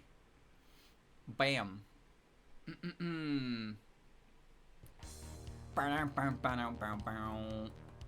Huh? Uma take. Well, how many of you are familiar with Uma? Hot take and yes. Uma Musume hot takes now. No, it's a Touhou take. Stop horsing around. Twin Turbo is my favorite Uma Musume. I don't horse around. Kid just discovered tropes for the first time. True. Well, this is a hot take, chat. Is it true? I don't know. But Twin Turbo is my favorite Uma Musume, and Cirno is not my favorite Touhou. So, like, there's probably some overlap, but not that much, because otherwise it wouldn't explain me. How could you explain me? Alright.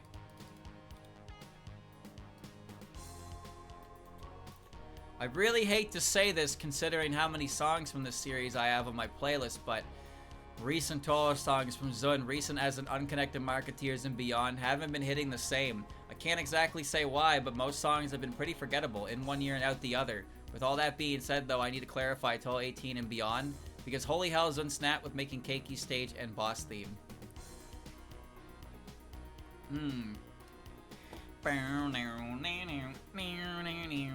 Lukewarm take, hot take, weak take. I like how the degree of this take went down. 3 chat members.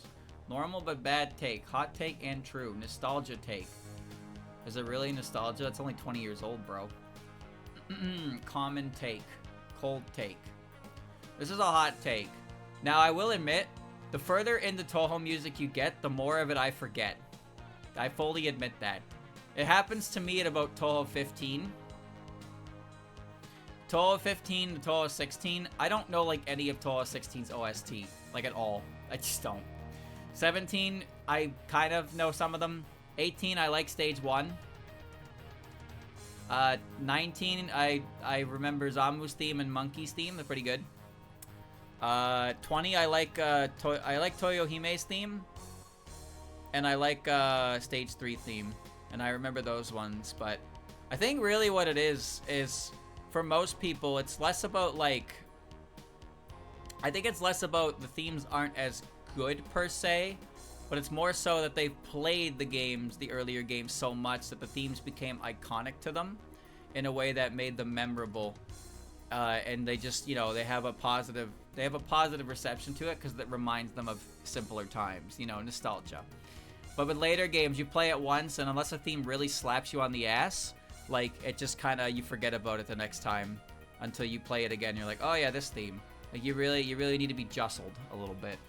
But, like, a lot of the older themes, I think, like, when you play the older games, 6, 7, and 8 are the games that have the highest replay amounts for sure. And also, we hear their themes remixed a lot. That's another thing. Character theme remixes also give us a familiarity with the, the leitmotif, the baseline of themes as well. Fan games as well. Like, we hear the themes so much to a point where they're ingrained in our memories, so we remember so many details about them. But then later games don't have nearly as much support for that. So unless one really rocks your socks, you just kind of forget about it. So this is a pretty common take. And to a degree, I understand. But I don't necessarily think it's because Zun fell off. It's just the impact of literal decades of existence to a year or so, right?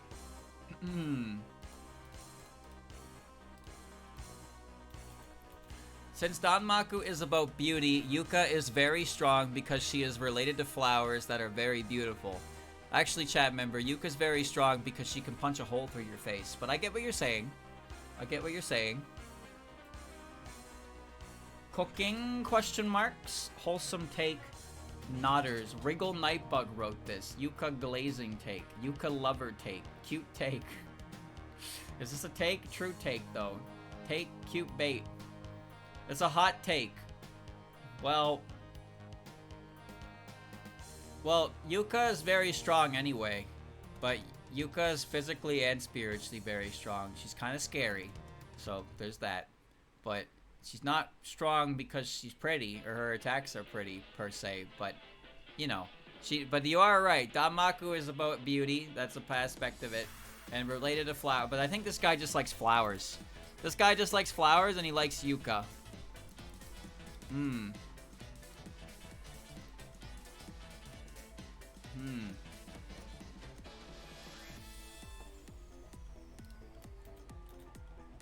Touhou 1 is a legitimately great game. I would also say that Zun should stop making new characters for his games and just bring back old ones, but I've been huffing so much Ariyui that I can't even identify myself right in the mirror. Chad, I don't know what Ariyui is, but it seems like this person probably needs some help. Based and breakout pilled. The only breakout that's going to be involved with me and you is me when I have to leave jail after I get my hands on you. Yuimon and Arya. What? There's probably like 5 pieces of art of those 2 characters together. Surely, right? Bait. Bait, bait, bait. Bait. Oh, streamer, please. This is not a joke. Dear FBI. Streamer, you don't know the lore. The lore about what? The fact that these 2 knew each other? I played the game, but I don't care about shipping. Anyway, this is a hot take. Touhou 1 is not a legitimately great game. It's a pretty clunky game, and it's also just breakout. Fuck breakout. And you are in love with a ship. You need help. You need help. Go get help. Go get help and we'll talk again after that, alright? My favorite ship is 2 brand new characters. Why? Why indeed? There are too few snake characters. We need more.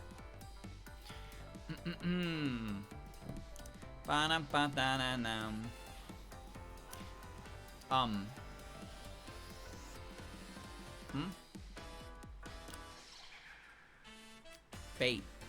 Truth nuke. We got more. What? Why do you want more? Lamia. Kaneko kind of stole whatever snaky girl slot would have been. What? Isn't Yuimon a snake? What about the unnamed snake yokai? What about the Tsuchinoko? These are all characters that exist, are they not? What about Mizuchi? He's basically a snake, right? Right? We just got one in 20. This guy wants actual solid snake.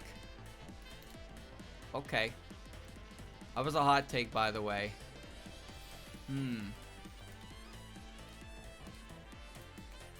Moko, unironically the hottest, cutest, and most badass character and is the best character from TH8. Yes, I did just play Danmaku Festival Part 3. Thanks for asking.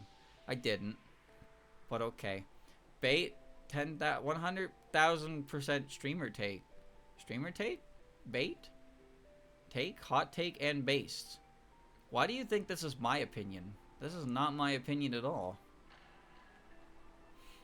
Anyway, this is a hot take. So this is someone's favorite character. Moko, she's pretty cool. Former streamer take. That's more accurate. But even then, it's not really true. It's simply not true. You're wrong. My favorite character is the orange one who punches you and steals your money. Now that's a woman. That's a woman. Right, boys? Am I right? Am I right, boys? Oh. Oh. That one, why are there so many orange-haired characters in my chat?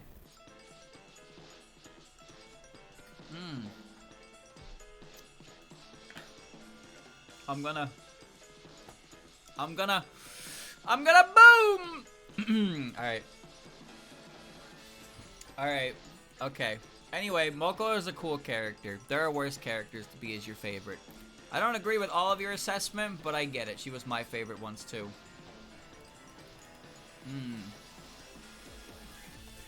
Marisa is more fun to play as in most shmup games than Reimu. Chat? The verdict on this man. Does he keep his balls or not? Base take, hot take, hot take, hot take, hot take, piercing fun. Piercing fun? What's that? Cold take, hot take, hot take. I got nothing. Slap his ass. I can't do that.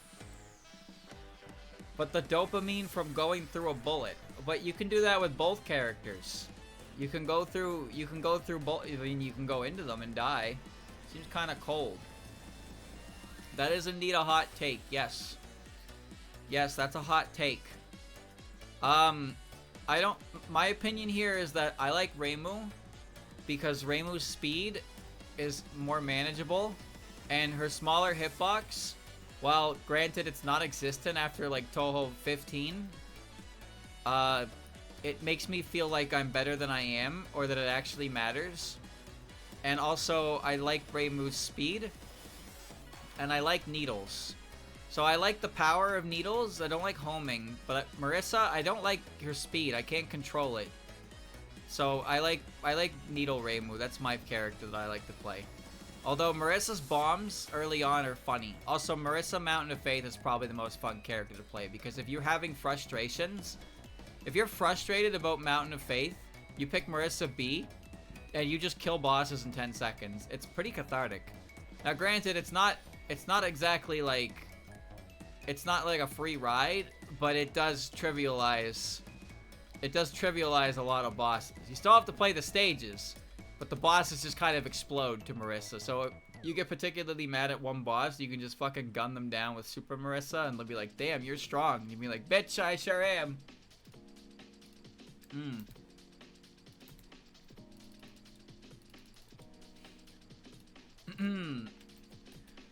Reimu's open midriff looks bad and ruins her Shrine Maiden design.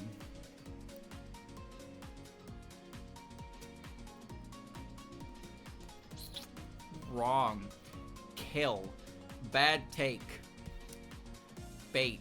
Hot take and respectable. Bait. Bait. Bait. Kill him. 9-year-old take. Hot take. Bait. Hot take. Bait. Hot take. Take. This is a hot take, chat. Let me just say this. Reimu's open midriff, ruining her Shrine Maiden design. That's the part that ruins her Shrine Maiden design? That part. You know what a Shrine Maiden outfit looks like, right? You know that what Reimu's wearing is not that at all, right? You know that, right? So her tummy's ruining it? Alright, bruh. Alright, brother.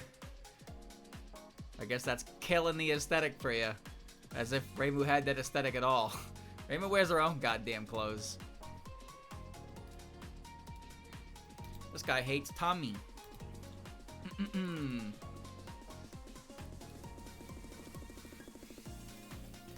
Most of the official Touhou remixes of older songs, like the ones heard in the fighting games and Sunken Fossil World, absolutely clear the original versions by Zun.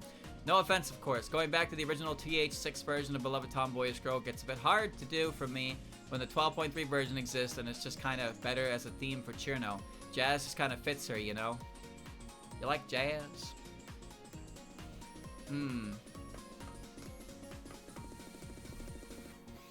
That was the end. You can now go.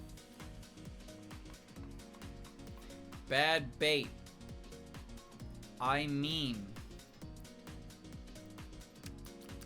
Yappin'. That arrange is pretty fire. Take different things. Normal take. But if you don't like Zun style, then why bother? See, that's kind of where I'm at with this one. This is a hot take. But the thing is, we're talking about Zun's original compositions and then them being taken and mixed and improved upon. That's kind of the thing. So you're saying that the mixes are better than the originals, and that's fine because they're mixed into a different genre and they're improved upon. But the originals themselves are obviously good because then there wouldn't be a basis for the remixes. That's just kind of straightforward on that one, I think. Also, the remixes in the later fighting games are done by actual Touhou music groups as well. Like, a lot of the ones in the newer fighters are done by different groups. Like, Crow's Claw does True Administrator. A1 does Yukari's theme.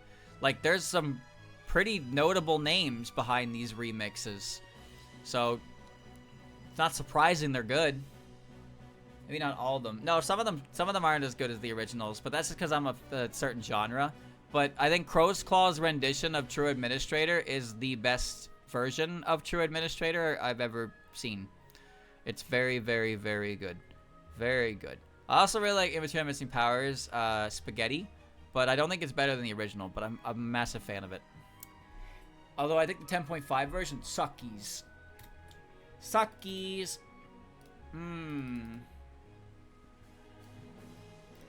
Oh boy, here we go. I love when the first like 3 words is Lunarian or Watatsuki. That gives me hope for the future. Most people give the Watatsuki sisters bad rep solely because of their status as Lunarians and their actions within Silent Sinner and Blue. And that's understandable, but rarely do people dip their toes just a bit deeper into Cage and Lunatic Runegate to see that the Watatsuki are far less hostile than what people make them out to be, and how their reputation within the lunar capital is becoming quite shaky. And recently in Touhou 20, Toyohime does show to hold guilt over what the Lunarians have done to Yuimon. Most of the fandom boil them down to people that completely indulge in Lunarian supremacy. And while I will concede that Yorihime doesn't help my case here at all during Cage and Lunatic Runegate's final chapter, it still shouldn't completely dismiss the fact that the Watatsuki have potential to someday be completely disillusioned with the lunar capital's laws and visions, and I'm just so tired of people looking at them and going, oh, these people suck because Lunarians.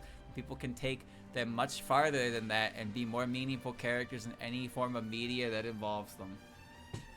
Bad take. Bad take. They're Yorihime sisters. Words take. They never mention Sagume. Hot take and Lunarian propaganda. Another Lunarian sympathizer yap. Correct take. Bad take. They just invalidated their point. I actually agree with that. No, that's a hot take. I actually agree with that. They said, you're looking at them for this, but if you looked into Cage and Lunatic Runegate, you'd see differently. Well, actually, except Yorihime doesn't help my case at all. Like, no, if you look at them a bit deeper, it's not that way. And then they go on to say, well, I mean, I guess Yorihime is like that. I guess Yorihime is like that, you know, but like I'm sure that's, you know, give them a couple years, streamer. I'm sure they'll be better, you know. I'm sure they'll be better. Mostly get a bad rep solely because they're Lunarians and the things they did in Silent Sinner and Blue. Yep. Yep. Yeah. Yeah. I could speak more, but to be honest with you, I don't need to say anything because everything that I could possibly say was already said in that blurb. Sumireko is an excellent, well-crafted character who has a personality befitting her backstory.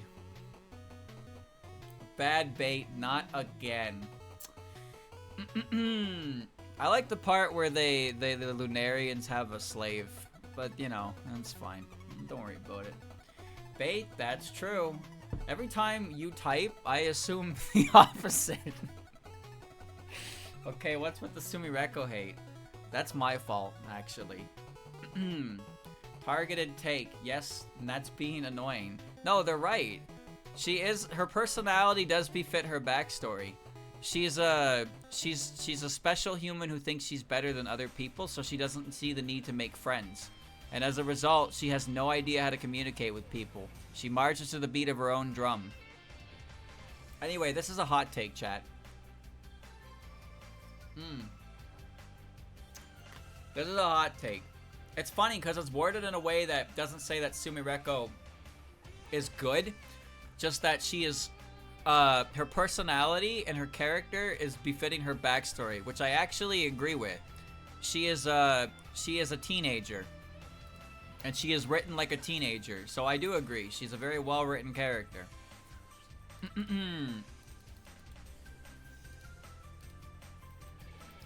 Bomb count being tied to power like in Mountain of Faith gives more gameplay depth compared to them being separate.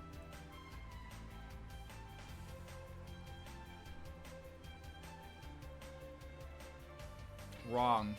Normal take. No. No. Bait. Hot take. Nope. Wrong. Hot take. This is a hot take. I actually completely disagree. I think bomb count being tied to your power is a fucking stupid decision. Because bombs are not supposed to punish the player. Bombs are supposed to be oh, you're having trouble? Use this. And you use it and you forfeit a bonus. But when a bomb directly hinders your ability to do the spell card and you drop power, it's like, what's even the point? It's stupid. Not to mention the power-based bombs are all kind of ugly and they're not actual spell cards. Anyway, this guy is gonna take a bath in cheese for that take. Alright.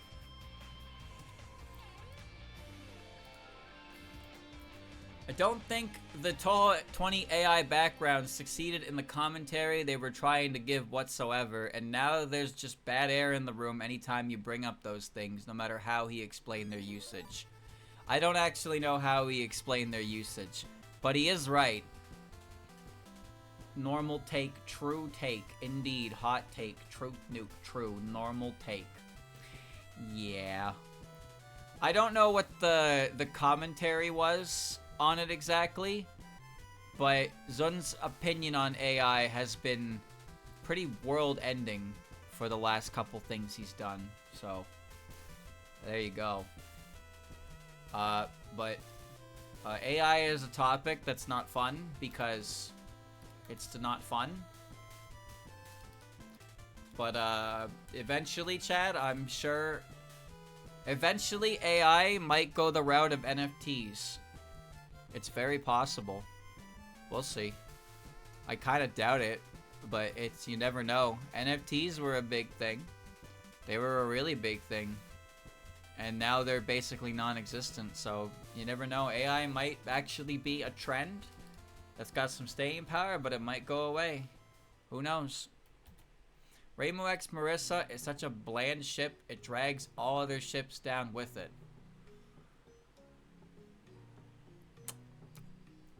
Does anybody have an opinion on that one?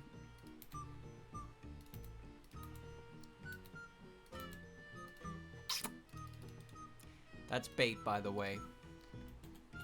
Honestly, native Faith is mid. Mid.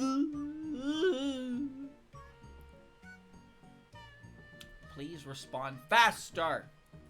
Streamer take. Streamer take. Streamer take. Hot take, but don't agree. Streamer take. Streamer take. Streamer take. Why the hell is this a streamer take? This is a hot take. Native Faith isn't that good. So that's just true. However, calling it mid is cringe. You're cringe. Fuck you. Oh boy, here we go. Here we go. Here comes the psychoanalyzing. The main reason why people hate the Watatskis is because they are still affiliated with the moon. Aiden is just as much of a Lunarian, but because she's not on the moon, people give her a pass even though she clearly still works with them when needed. If the Watatskis were the ones settled against Sakuya, the perception would shift completely and they wouldn't be seen as annoying, unbeatable force, which I guess makes sense. You hate to be power creeped by your enemies. Does no one know that Sagume is a character? Is Sagume not a character?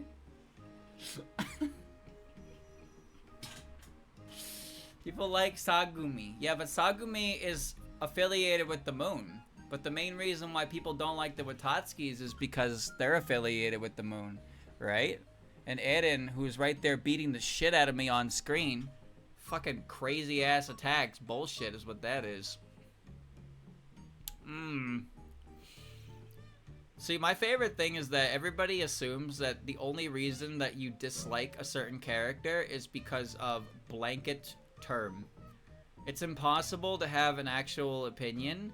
It has to fall under one of two pre-signed like notions. Like, you only dislike them because they're Lunarians. You know what a Lunarian is and what it represents in their characters? It's like, you're being so close-minded. Let the hate take you, my guy.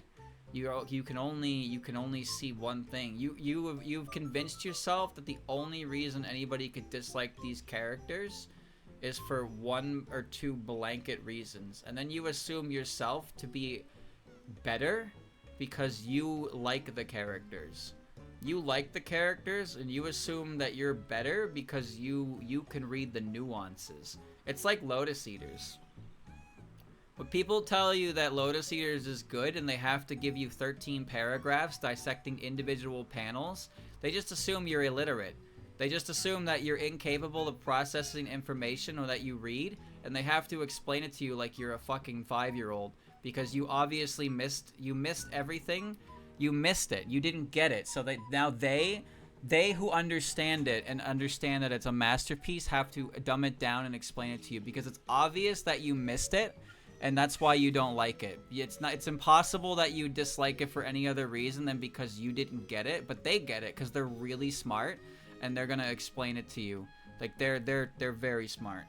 And this is how this goes. This is kind of how this goes with these characters. People assume that the only reason you could possibly dislike something that isn't very popular that they like is because they understand it and you don't. You're stupid and they're smart. And trust me, on the internet, I'm aware of how desperate people can be to appear as smart. I see it every day of my life. Anyway, that was a Sagume out of 10 hot take. Alright. Oops. The low-quality Touhou music videos that make no sense are better than the emotional high-budget ones. La la loo la loo. La la la la la la loo. Is streamer mad? No, he's just drinking alcohol. He's just drinking alcohol. But what I said is pretty true. Hyperbolic statements moment. I don't get this take. Have you ever seen the Touhou Have you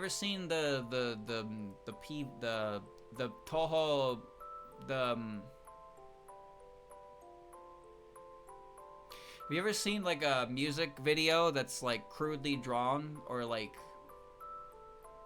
Okay, have you ever seen like Double Lariat, like the Luca song?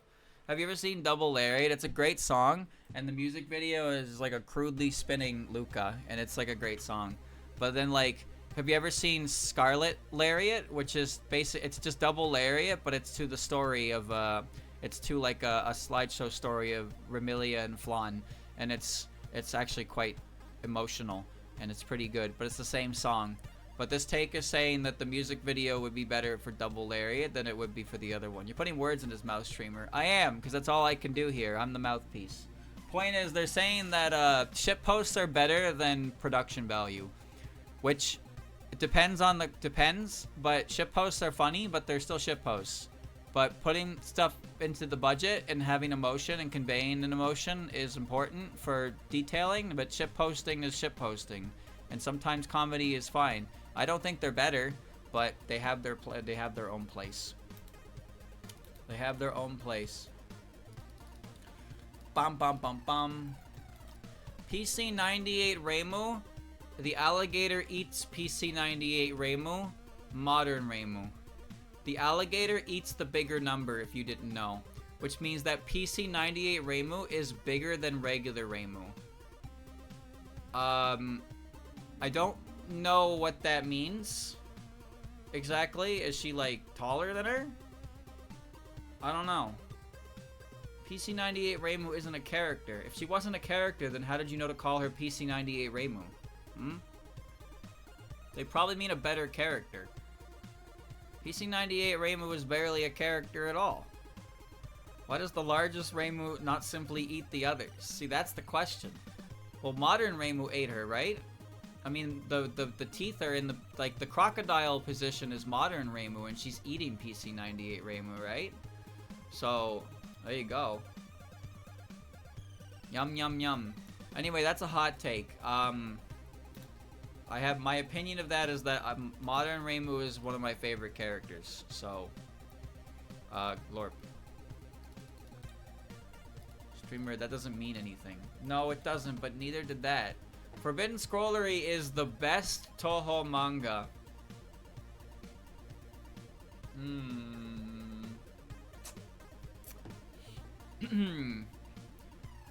Bad bait. Kinda true. Bad opinion, kinda true. Probably hot take. Yeah, sure. Hot take, man. People don't really know what a hot take is, do they? Anyway, this is a hot take, but yeah, Forbidden Scrollery is definitely one of the better Touhou manga. Art style wise and story wise, it has everything. It has a lot of them beat.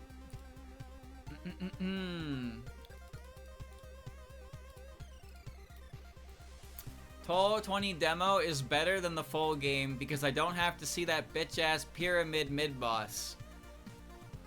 Honestly, this guy. That's bait? No, I think this guy's right. I think that's true. Bait, truth nuke, bait, kind of funny. I don't think it's bait, guys. I think it's true. Either bait or skill issue. It's not a skill issue. Have you ever fought that fucking thing? It's stupid. It's stupid. It's just dumb. Hot skill issue. It's not a fucking skill issue! It's a very difficult boss, and it's designed to be really stupid, and it wastes the player's time, and it shoots way too many fucking bullets, and it just kills you by accident, and you don't get the resource if you kill it with a bomb, and it's just dumb. It's a terrible, terrible boss.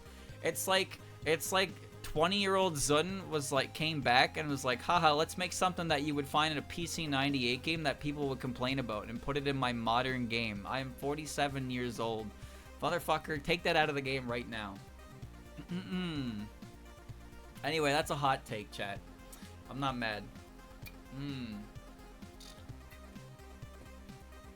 That stone got higher than Ubame in the only Touhou 20 popularity poll. Are you serious? You serious? They ran a poll for only Touhou 20 and Ubame was outplaced by the giant pyramid? Yes, that's real. I think you're lying. I think you're lying to me because that's just that just makes me feel bad. That just makes me feel bad, bro. There's no way.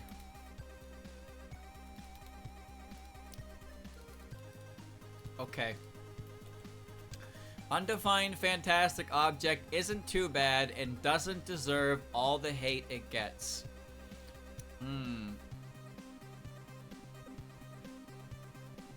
Blah. Truth nuke. Hot take. Streamer take. You can't just call everything a streamer take. Just because one opinion coincides with my opinion doesn't mean I'm the one who wrote it. Alright? True take. Hot take. Chatter take. Yes, we can streamer take. The Cirno take. What does that mean? Undefined fantastic object sucks. You wrote all of these. That's not true. I only wrote some of them. Okay, that's not true either. I didn't write any of them. Undefined fantastic object is a hard game, and I don't think that its problem is that it's a hard game. I think the problem is that its gimmick on top of it being a hard game is a pain in the fucking ass. Because the gimmick itself is like, okay, fly around the screen and collect the UFOs. Gotcha. Alright, now a UFO is spawned. Now, kill other enemies to fill it up so it will drop resources. Gotcha. Okay. So, how do we fill the UFO? You kill the enemies. What if there's not enough enemies? Don't worry, there's always enough enemies. So what if there's not a UFO? Oh, don't worry, there's still a lot of enemies anyway. But I can't grab the UFO because it doesn't come low enough to the screen. And there's too many enemies. Well, that's not my fucking problem, is it? My favorite part is midway through stage 5, or halfway, past the halfway point of stage 5, where these fairies fly out the middle of the fucking screen, shoot fireballs at you from mid-screen, and drop 1,000,000 point items, and it's just impossible to get any UFO there. What is even a point of a section like that when you can't take advantage of it? There's so many sections like that in UFO where you just blatantly can't take advantage of it because it's too fucking dense with bullshit. Dumb, stupid baka. Also, the UFO, if you summon a UFO, when a mid-boss shows up, the UFO is like, oh, I guess I shouldn't be here. Okay, glorp, leave. And also, if a UFO shows up before a boss shows up, it just fucking explodes. It's like, no, you don't get to play with that. No, that's gone. Get that out of there. The gimmick is turned off for the boss fight. It's turned off for the fucking boss fight. Why is it turned off for the boss fight? It's a good concept.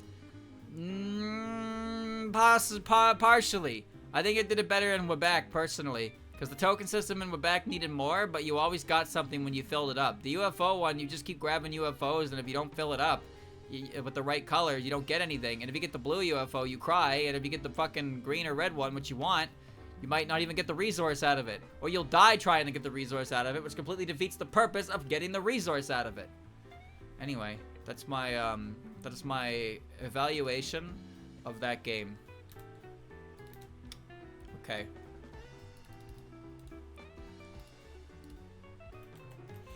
Lennon is a bootleg Garbo Touhou-like with a complete lack of game design knowledge.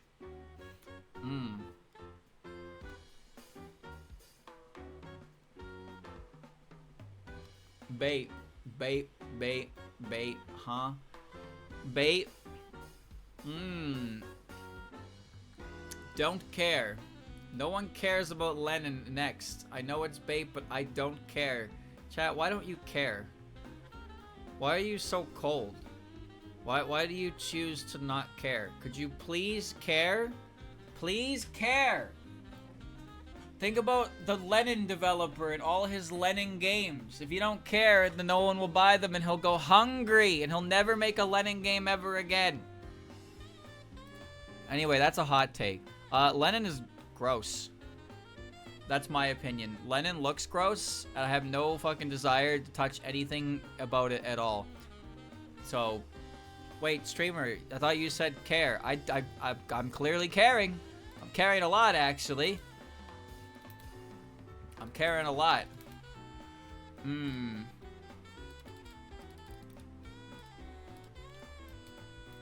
Okina is the most interesting and fleshed out character of all the great sages.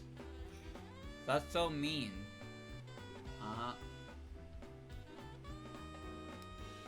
Bait. Take bait, streamer bait. Just incorrect. No, streamer bait. Bait, streamer bait.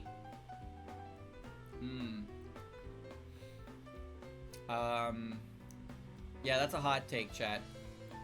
So first of all, objectively speaking, this just isn't true. Okina is not the most fleshed out character of the great sages. Her competition there is Yukari and Kasen. Interesting is subjective, but I still think you're wrong. I think you're incredibly wrong.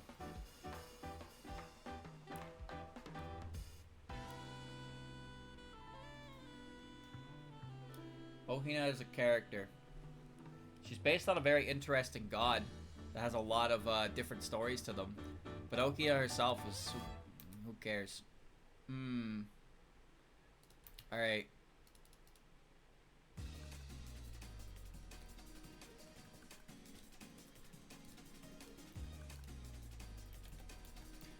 I keep seeing people... Wait. Yeah. I keep seeing people wanting more male characters in the games. Yeah, tell me about it. And I have some things to say about it. First, I want to say I have zero problems with male characters in the manga itself. But I feel like a big part of Touhou's appeal is in its characters. The fact that each of them have different personalities, abilities, and some of them are so strong. The fact that they're all girls makes it empowering in a way. Most of them live freely on their own with some obvious conflict with one another, or some of them just stay out of the drama. It's refreshing to see, especially in a video game setting where majority of characters are male. I feel like adding a male boss would just ruin it. After all, Touhou itself is known for its excessive female cast. This is exactly why Zun passed on Byakuren's brother being added on UFO. It would just be too jarring to add to the series. There we go. Hua. Ba-na-na-na-na-na-na. Streamer take. You don't even know what that means. You don't know what that means. You're just saying it. Normal take. Real take. Streamer take, but he's galarp. I mean, this is true, but nobody needs to write all that. Well, nobody needs to write a lot of things, but sometimes you have words you want to express because you feel a certain way. Anyway, that's a hot take. And to a degree, I actually agree with this, which you already know because I lashed out at the last one. But the whole empowering bit, I mean, that's lost on me, but whatever. Whatever makes you feel stronger, I guess. Touhou has always been like nearly exclusively female-based, excessively female cast, and changing that is dumb. If you want to take a romantic subplot to it, just make your own fucking character. Make your own John, make your own self-insert, and go do that. The shippers are doing that with other girls. This is my character. His name is Jonathan Touhou, and every girl loves him. And he's not me. He's not me. He's not modeled after me. He's secretly me. He's not. But he's not me. He's not me. Not me. Nope. Nope.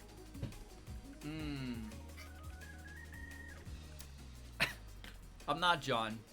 I could never be John. Alright. Bum.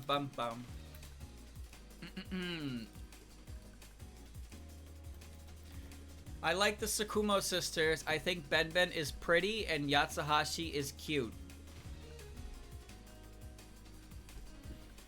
You ever heard the term where like someone just has like a girl fetish?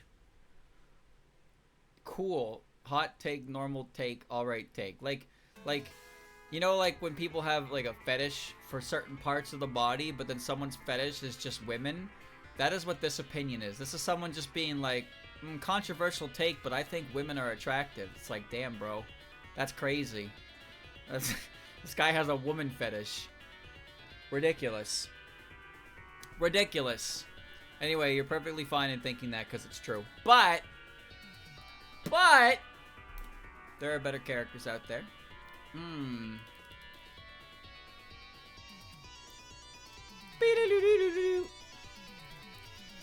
Mizuchi Miyadeguchi is a good character and a much-needed addition to the series. It's refreshing to see a villain that isn't just playing around and actually feels like a threat when it's on screen. When have you seen Reimu being genuinely scared?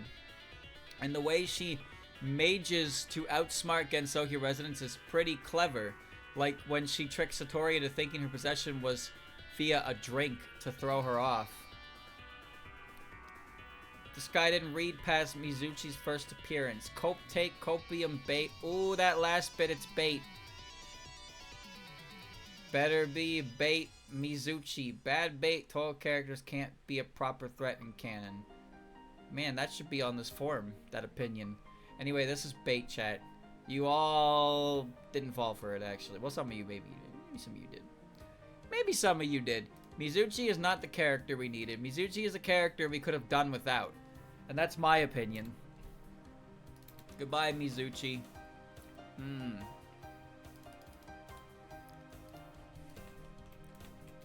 Touhou 17.5 is not only the best official Touhou game, but also the greatest boss rush game, period. Additional cold-ish take, but greatest art direction in any official Touhou game.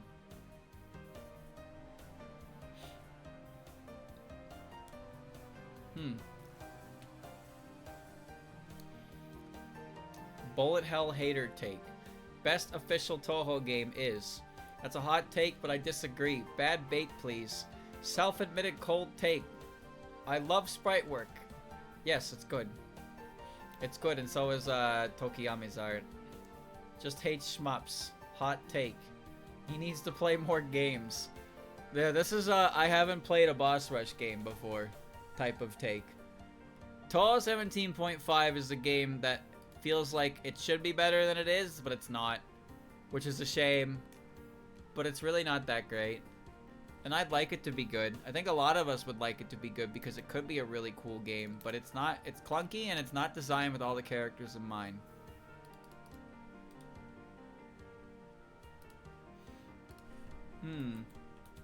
LoLK is the easiest game in the series to beat on normal, and I'm dead serious. Every other game requires you to sustain a high level of play with no concentration slips for a long time. With LoLK, you can just keep trying until you succeed, and there are plenty of bombs to skip the harder segments. Bait. Wow. Point device take. What is legacy mode? A waste of time. Worst bait. Bait. Point device take. This guy only plays on point device mode. You mean the intended way to play? Doesn't LoLK have clown piece? This is a hot take, chat. It's also correct. This is correct.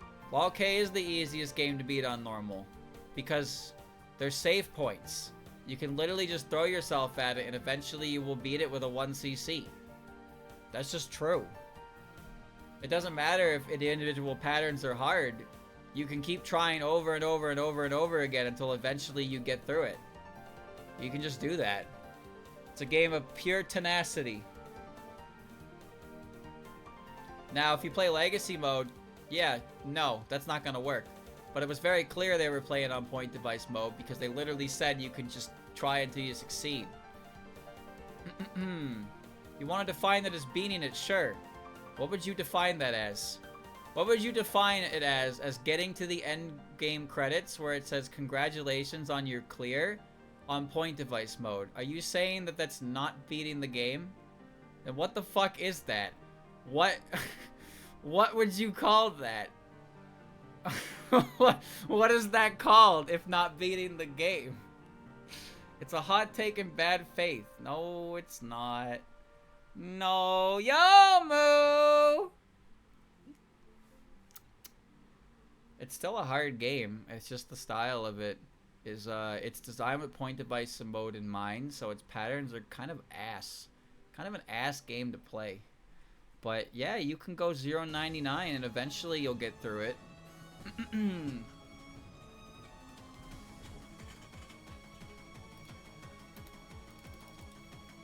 Here's the next one. The community is caught up in the big names of the past. They ignore the great characters being introduced to them on newer entries. Well, chat, the floor is yours. I got words. I did PDH on hard mode without bombing on point device, and it took me like 2.5 hours. Literally half of that run time was me doing that one pattern, but I did it. Kind of crazy. Cold take, I mean true. Hot take, nothing burger. I'm waiting.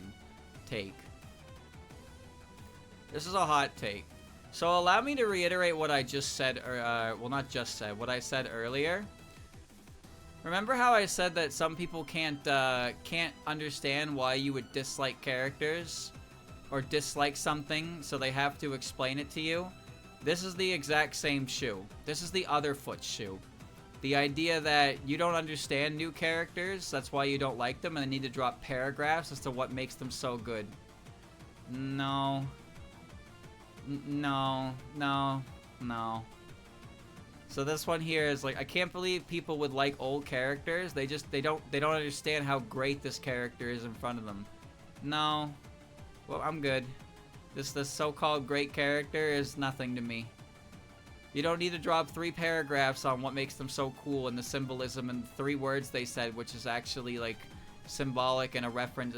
No, I don't care. No, no one cares. No one cares. Nah. No one cares. Can't believe you guys like Familia. You should like Zanmu. You should like Zanmu. She's way cooler. Yeah, okay. I'm sure she is. No, you go like she's like thinks she's in control and she's like thinks she's a big deal, but then like she's actually like, you know, not actually serious. She's like actually very silly. How like if you read like this, if you read like her omake and you look at all her interact, yeah, that's great. Remy crouches when she blocks and covers her head. Well, yeah, she does, but what? Well, I mean, what do you mean? What else do I need? Do I need anything else? You think I don't understand what makes a character interesting and what doesn't for me? Like, what do you think? What do you think here, buddy? What do you think here? You think your character is so cool because you got paragraphs? I can drop 3 words as to why my character is awesome. What do you got? Just because Reimu X Marisa is basic doesn't mean it isn't peak. Whoever wrote this should be charged with crimes.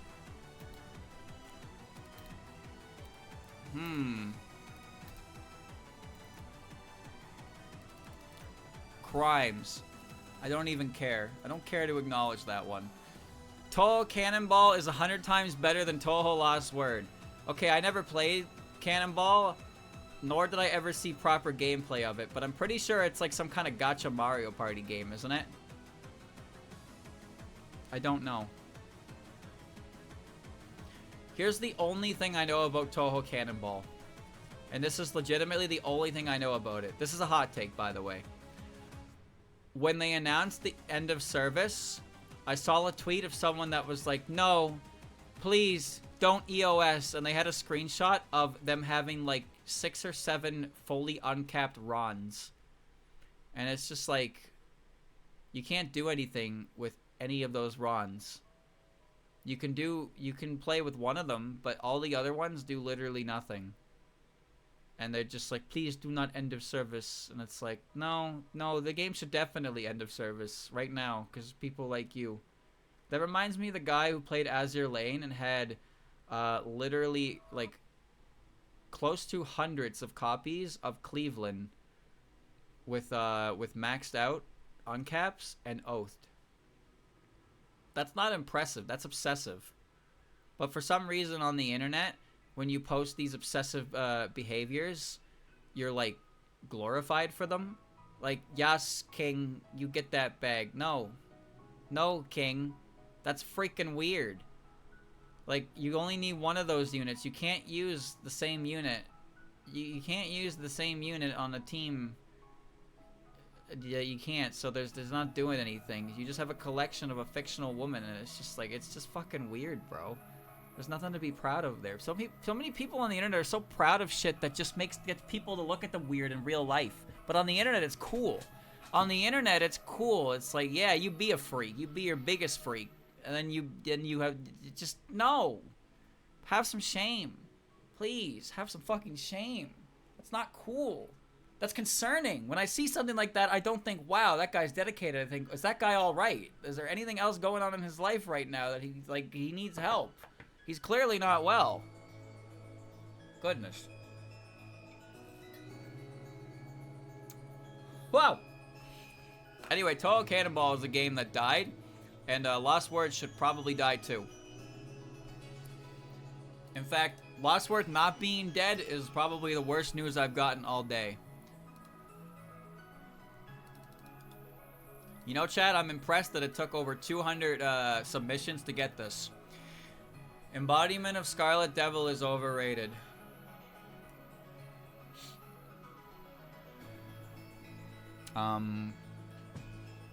Glorp feet.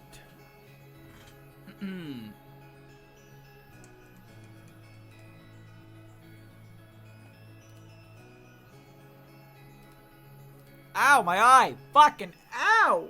That hurt! I didn't even do anything! Ow? That's a hot take. I mean, whatever.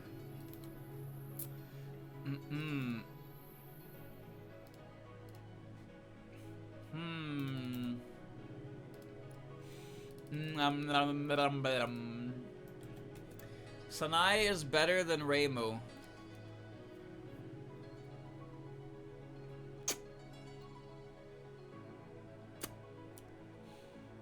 Okay. False. Hot take, I agree. Depends take. Whoa. Bro, this is just an opinion. What? You think people would just post an opinion in the hot take submission form? What? Well, chat. That's bait. That's bait. That's bait. That's bait. You got baited. It's not true. It's not true. You got baited. Oh, that's unbelievable. I can't believe this. Cirno's design looks out of place with the other characters. And stupid. What, she looks stupid or her outfit looks stupid? What's,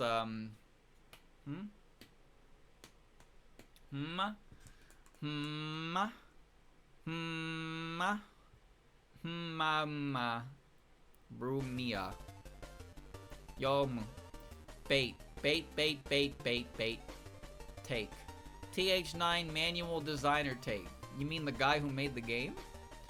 That's bad bait, because Cirno does not look stupid. No. Alright.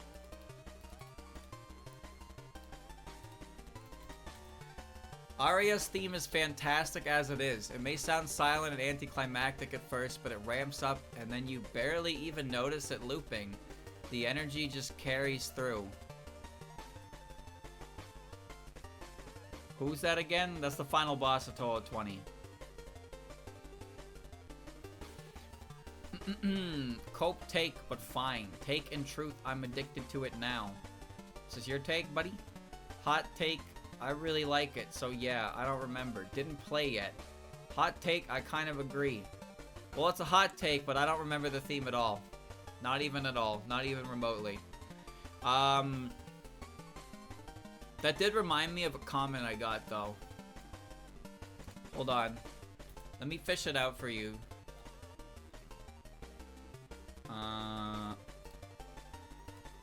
Let me fish it out for you. Sort by newest.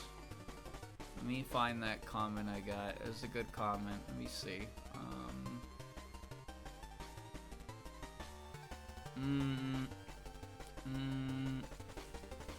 Where is it?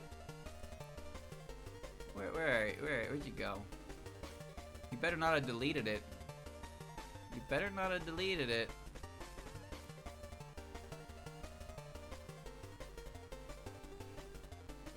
You better not have deleted it.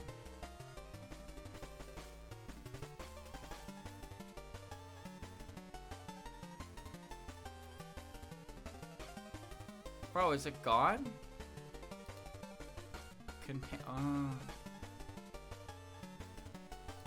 Shit, I can't find it. Hold on.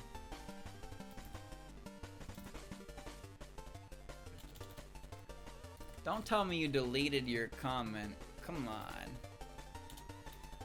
Come on.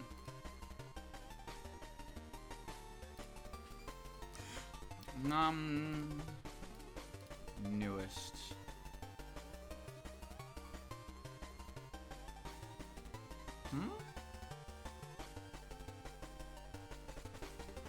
It's gone.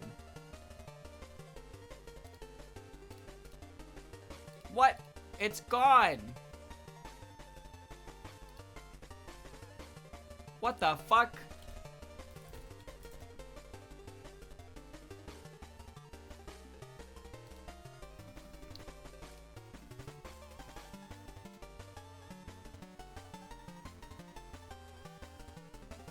No, it's actually gone. They actually deleted it. Where did it go? Don't tell me. Why would you delete it? Why did you delete it? No, okay, yeah, that's gone. The comment is gone. They deleted it. Okay, alright. Okay. Alrighty. No, I remember because they specifically said, like, I like how this guy complains that Yuimon, you can't remove her bullets, but it's literally one pattern. First of all, I don't remember that. But the second part was like, I like how he complained about Aria's, like, last spell or something. I complained about Aria's last spell. But I don't even remember what they said, but the way they said it was, like, very confusing. Cause, like, I can't believe he's complaining about it. Like, this is how it was designed. Like, for some reason, me being like, wow, these stones that fucking appear and you have to, like, go through them, they're dumb. I don't even remember, but the comment's gone, so I can't even tell you now. But this was a very strange comment that would just, like, grab 3 different things and just, like, gave a sarcastic reply to them, and I was just kind of confused. I'm kind of confused by it, because first of all, I don't remember half of the things they said, because when I play games, I forget of them. I do be the forgetting. But, like, that one was really strange. The idea, like, I can't believe this guy, like, that complains about this, didn't like this, like, it wasn't intended to be this way. Like, was the pattern designed to be awful? Is that what you're saying? The pattern was designed to be really bad, so, like, I don't know why you're complaining. But like, it was a bad pattern. I'm sick and tired of fairies. What happened to the minimal but at least existent enemy variety of the early Windows games? At least we got something on Fossilized Wonders, but it's just shapes and beats. What?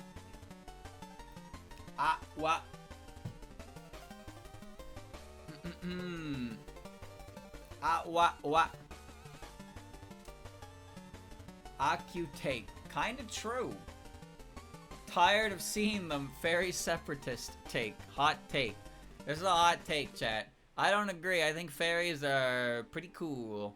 But it is true that enemy variety in Touhou is pretty limited to basically just fairies and then random objects. There was some more enemy variety in PC98, but even then, most of those were random objects too. Let's be real. But I like fairies. Fairies are great. They go la la la la la, and then they fire a billion bullets, and they hit you, and you go, you fucking asshole! And so it's just, you know, like some fairies are just, they're very well known. Alright. La la la la la. Comparing between the PT98 Reimu and the Windows Reimu, the PT98 Reimu usually does her job as a shrine maiden and exterminate yokai, while the Window Reimu is too lazy to do anything and prefer drinking tea.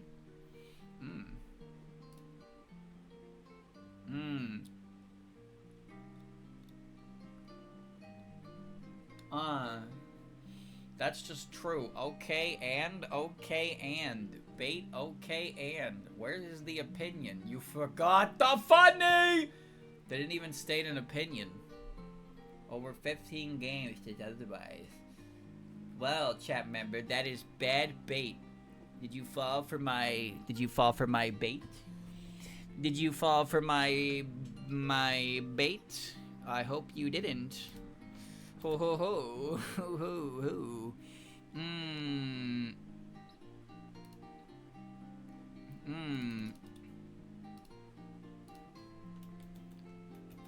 Hisso Tensoku is a really good game as long as you try to reach the skill ceiling on netplay without playing on the Discord server. Well, chat, whoever wrote this is angry at somebody. This is not a take. I don't know what this means. This feels targeted. Does it ever? Community hates take. This is just an FGC fact. Well, basically this person's saying that the game is great to play if you learn the game on netplay, but you don't play with anybody in the Discord server. He's just venting. Yeah, basically. Now, I don't know what he's talking about. I don't know what he's talking about. The Discord server. But if I had to guess, it's probably a Discord server full of people who play the game a lot and are very good at the game. Which means there's probably people in there who have opinions on the game that aren't challenged very often because they're good at the game. So word equals lol. This happens a lot, actually. The word equals lol deal. Oh, niche fighting game players. It's like watching Smash players develop an ego. Like any other FGC actually respects them at all. It's kind of funny like that. You get like the good players develop egos in their tiny little games, and then their games basically don't exist on the radar. But people develop egos over very strange things. It's very funny to see in Smash Brothers. The Smash Brothers actually does have a bit of traction to it, despite everything Nintendo does for it. But even then, it's still not respected.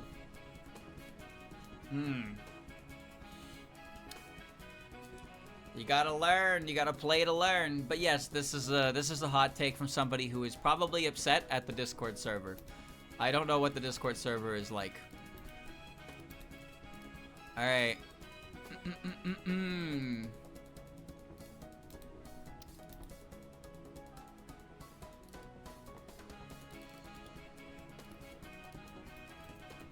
Touhou fanfiction can be a great host of inspiration if you can find a needle in a haystack.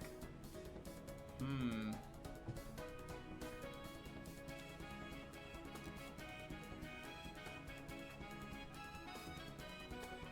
I think it's funny how they called it fanfiction. Chat, there's an important distinction here. Fanfiction versus doujinshi. There is a difference. So this person is specifically saying fanfiction, which means we're not counting doujins. We're counting actual fanfics. Fanfics are Western.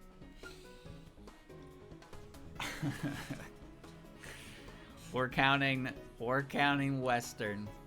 What's the difference? One's Japanese, which means it's better by default, of course.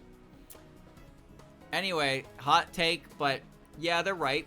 You can find some cool story beats hidden in weird places, but there's also a lot of fan fiction that shows that not everybody is really said to be a writer.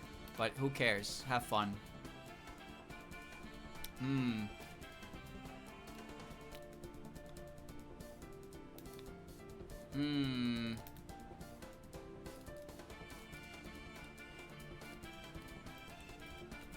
Raiko has got to be one of the most forgettable girls in the franchise and doesn't feel like an extra stage boss at all. Ah. Ooh. E. Ah. E. It's true. She was an extra stage. Yeah, she's the Touhou 14 extra boss. Wrong, she's hot. Would win the player take. Leave my goat alone. That's okay, Zun definitely left her alone. Sad but true. You remember her name, that means she ain't forgettable. You got a point there. She has a great design, but alas, I agree. Yes, this is a hot take. Raiko is not the most forgettable girl in the franchise because she's snazzy, but she is a character that exists and, end quote, I guess. People remember her as Red Yuka. You were the only human being on the planet that has ever referred to her as Red Yuka. I don't think she's the most forgettable character. I remember her because she's cool. She's cool. She's the drum girl. See, you remember her. You remember her? Last Remote is a better theme for Koishi than Hartman's Yokai Girl. Well, they're both her theme, if you want to... Actually, that raises the question, chat. Do you think of stage themes as alternate character themes, or do you think of them as themes relative to the stage themselves? Or is it context dependent?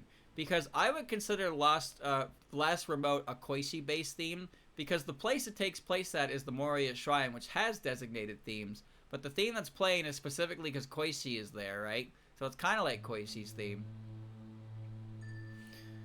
Because, like, it's stage 5, extra stage Mountain of Faith, sorry, extra stage SA is stage 5 for Mountain of Faith. So having two themes of very different vibes, it's only really like that because Koishi's there. So Last Remote is influencing the location's music because of her. So it's more like Koishi's theme than anything, right? But there are cases like the Gensoku, the God's Love, where the theme is representative of the whole area. Or like how the theme of Aente, you could say, the theme of Aente is like, is the stage 5 theme, also kind of Tei's theme, because he's a mid-stage boss there, and Right Flag of Usa is pretty bad. But also the stage 5 theme in PCB is the theme of the Netherworld. But then there's the stage 6 theme. Do you consider the stage 6, what do you consider the stage 6 themes? Because usually stage 6 isn't really an area so much as it's like a last little burst over nothing to get to the boss, right? Like, do you consider Yuyako's stage theme to be the theme of Hakugokuro? Because I consider Yomu's stage theme to be the theme of the Netherworld in general, including Hakugokuro. But I don't really think about Yuyako's stage theme as much of anything, to be honest with you. Maybe it's just depending on how strong the location itself is, right?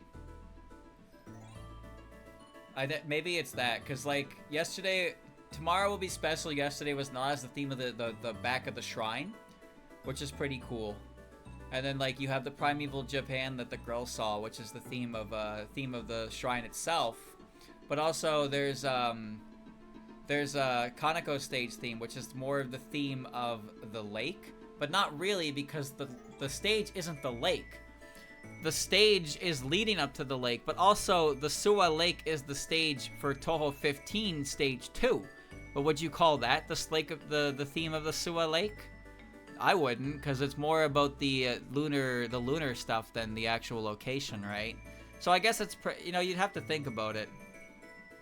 You'd have to think about it a bit, but usually the first theme for an area defines the theme, and later themes are influenced by the company there, I think. But some areas aren't strong enough to really attach the theme to, so I guess they get counted as extended boss themes, right? Anyway, yeah, this is a hot take. I wasn't reading anyone's opinions. I was going off of my own tangent, but they're both good themes. Last Remote is a very good theme, and Hartman's Yokai Girl is also a very good theme. I don't really think one's better than the other, but I think they both fit their roles very, very well. I think they fit their roles very, very well.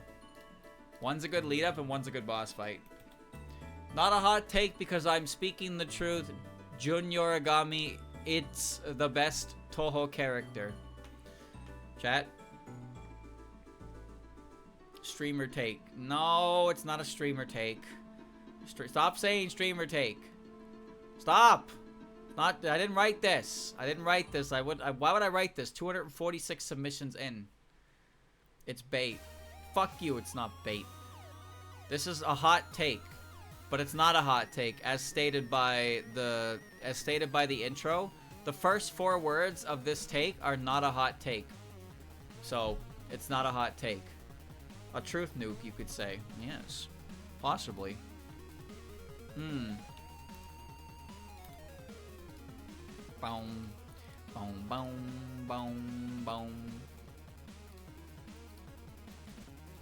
Medicine Melancholy is literally the best character in the series, and it's not even close.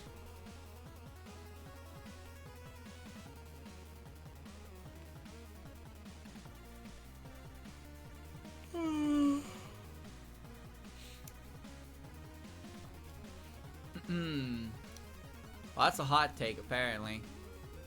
Chat, have I told you the story of the medicine commenters? Oh, man. Oh, the medicine fans. Some of the angriest people I've ever seen. Seriously. They get really angry. Like, they're really angry at people. Really angry.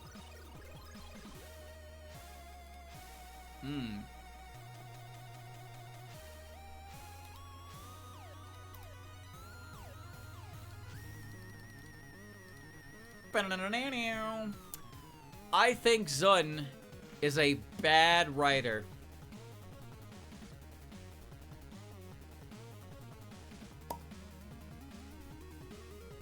This one again.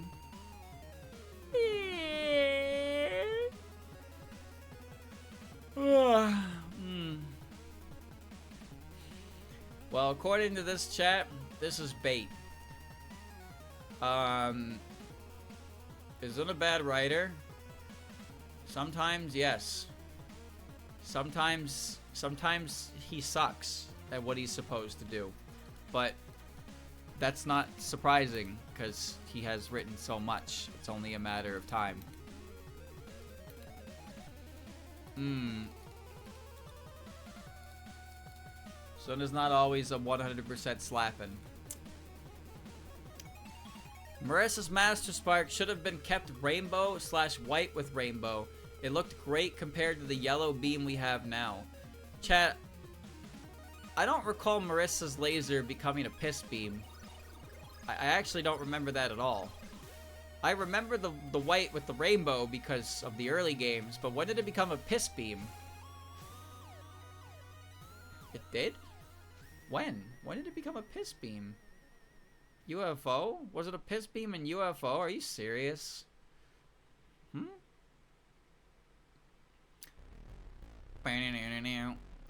Yes, this is a hot take, but I don't actually know when it changed, but in my mind, Master Spark is always the way it looks in the early games. So, yeah. Alright.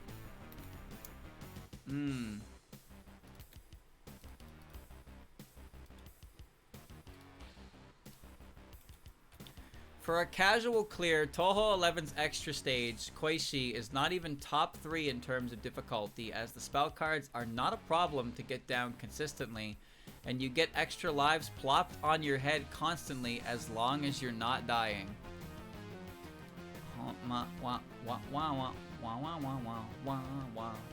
Don't die is what I'm seeing. Top 3 is a narrow range. You can't even get to the extra. Glent. Just don't die take.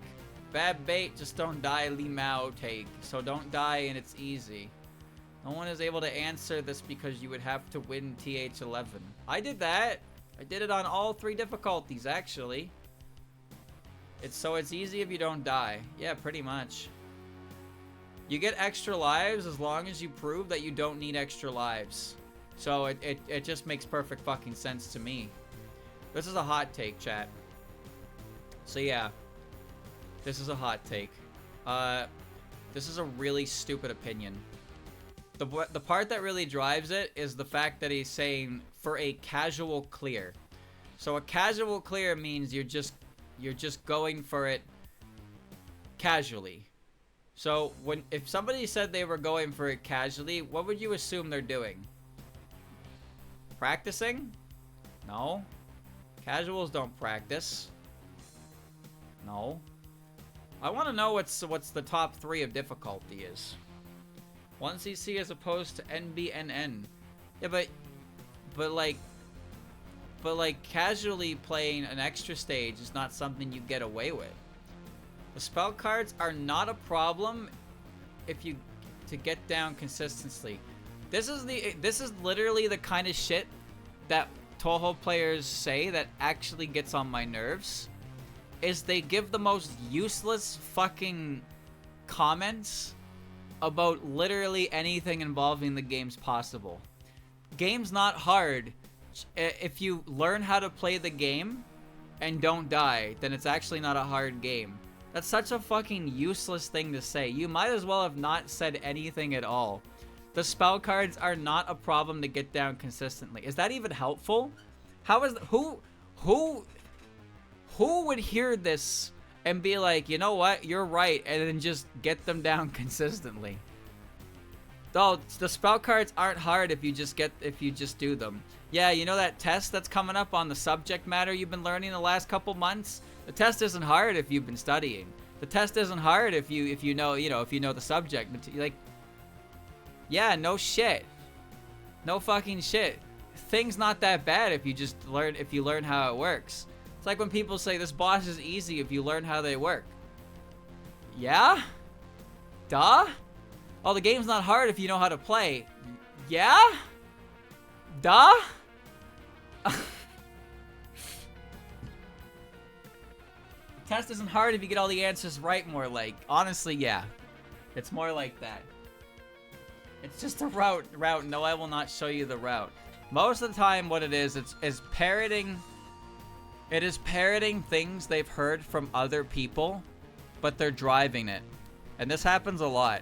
This happens with FGC, with tier lists specifically. Top players will say character bad or character good, and there will be a lot of people who will just say that, and their explanation for it will either be exactly what the top player said, or they won't be able to answer you. That's kind of how it goes. So they just kind of regurgitate what they're told, but then they're unable to really stand on their own opinion because it's not their own opinion. That happens a lot. You just assume because somebody's good at something, they have a good opinion on it. That's not true. Some people who are good at things have awful opinions on them. Oi, oi, oi. Anyway, this opinion is dog shit. A waste of the text. Waste of it. What is any of this? Oh my god. I'm gonna read this, but I'm gonna like shit myself while doing it. Alright, here we go. Yorihime isn't as OP as you'd think. Not compared to other big shots we know of, and I don't just mean Hikatia. The biggest argument for this is the weakest is the weakness that was confirmed by Zun, which is that not all gods get along, and it's not like she can force them to cooperate. She is the dog of the gods, after all, and also that the gods are individuals themselves, so you have to look at it facing not one person, but a full stage gauntlet. As to how someone would manage to use this in their favor, well, you could force her into a scenario where she has to summon one god or another, which can make her patterns more predictable. You could also arrange something with some gods beforehand so that it become a card for yourself if you can lead Yorihime to summon them. She may be very strong on her own, but she is shown to mess up when caught off guard.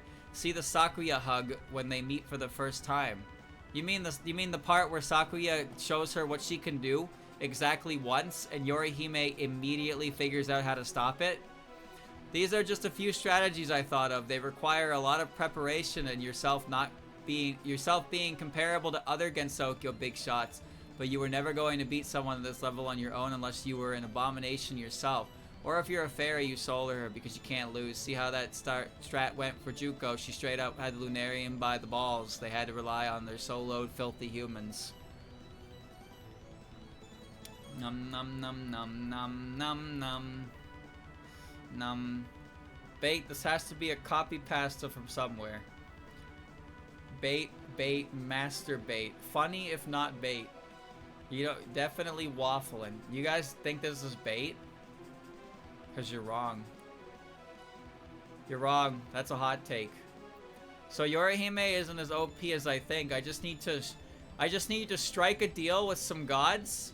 You know, the 8 million gods that exist. I need to strike a deal with a couple of them and then get Yorihime to summon them. So they'll be like, haha! And then they won't help her. And then she'll be like, okay, I'll summon one of the other 8 million gods. And then what? What happens after that? Do I gotta make a deal with every god? I don't know if that's possible. Huh. Yorihime or Batman with prep time? Wait a second. Wait a second. Could Batman beat Yorihime? What if he had infinite prep time? And he could negotiate with all 8 million gods? Wait a minute. Wait a minute. Batman might cook. He'll convince every god to not respond. And then he'll defeat her with batarangs because she can't approach because she only slashes her sword. It's the perfect fucking battle.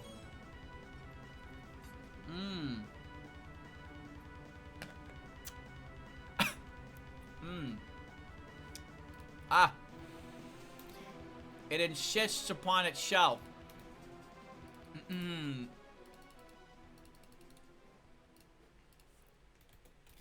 Touhou 9 sucks gameplay-wise than Touhou 19.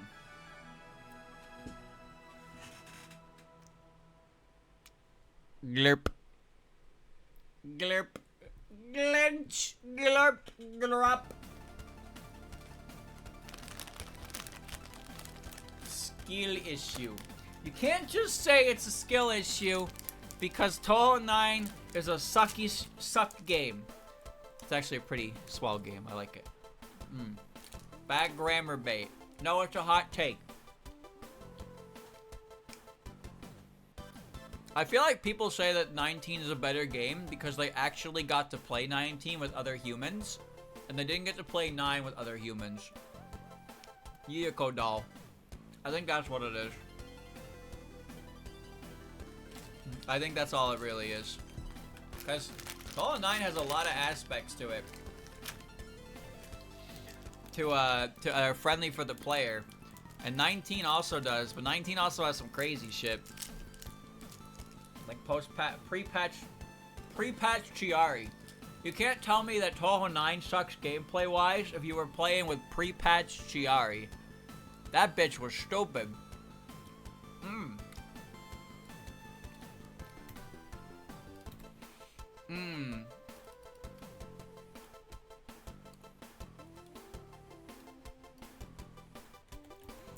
PC98 characters are cooler than 90% of Windows characters.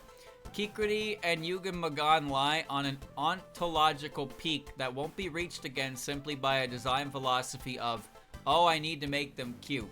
First of all, saying that Kikuri isn't cute is kind of fucking wrong. just not true. 90% bait, bait, bait, bait, bait, bait, bait, bait, bait. It's bait. It's bait. Reddit take? Come on, man. You can't just call things Reddit. That's like a slur. Alright? When you call somebody a Redditor, that's like a slur. You're dropping the hard R in the wrong spot. Wait a second. Calm down, streamer. Calm down, streamer. What are you saying? Okay, alright. Mayumi's popularity has suffered because her boss fight possesses boring and uninspired attack patterns that don't make full usage of her abilities because Zun used her moment in the game to reveal a confusing plot twist for shock value rather than putting effort into a good boss fight. If Zun put even half of the sauce of Keiki's fight into Mayumi, she would be more popular, but Mayumi was clearly an afterthought when Zun realized his final boss needed a subordinate. Since her official fight is boring, she does not leave an impression on fans and gets excluded from fan content. She should not be losing to multiple unnamed characters on popularity polls, but here we are. Alright, here's what I read, chat. Here's what I read from this paragraph.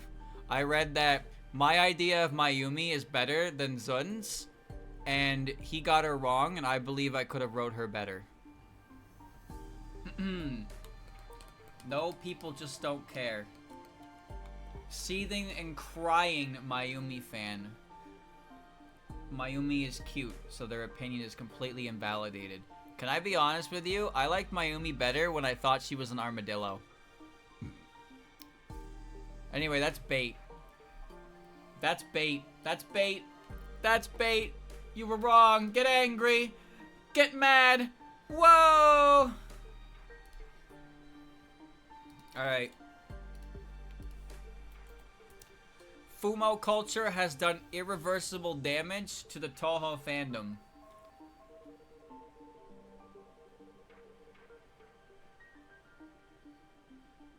True.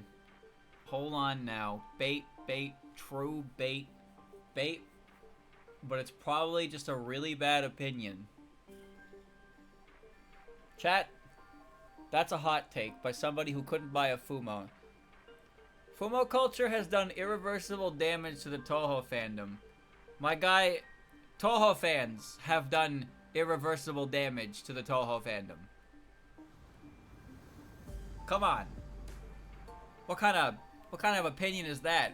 Fumo's ruined Touhou. No, bitch, you ruined Touhou. You did it. You did it.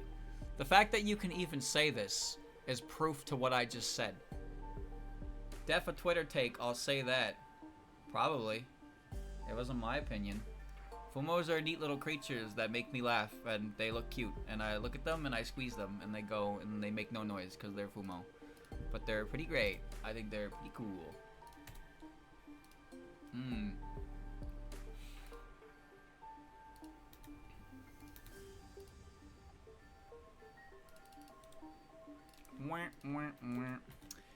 Koishi shouldn't have won this year's Touhou vote. She barely has any official characterization and is only popular because a bunch of weirdos who want to draw her kissing her sister or as a psychopath. Bad bait. What? Bad bait. Mad Flan or Yomu take. Bad bait. That was out of left field. Flandre fan. Who hurt you? Bait. Chat, that's a hot take.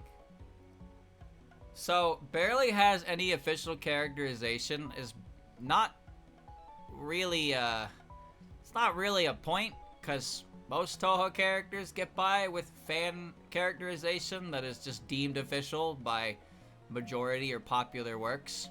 However, I will agree that there is a disproportionate amount of psycho shit and incest with this character, but Flandre is kind of the same. So, yeah, there you go. Yeah. He's kind of right, but he's kind of wrong. But also, I'm not a Koishi fan, so take with that what you will. Aya Shimemuru and the Tengu Society is one of the best parody / caricatures of modern media systems ever.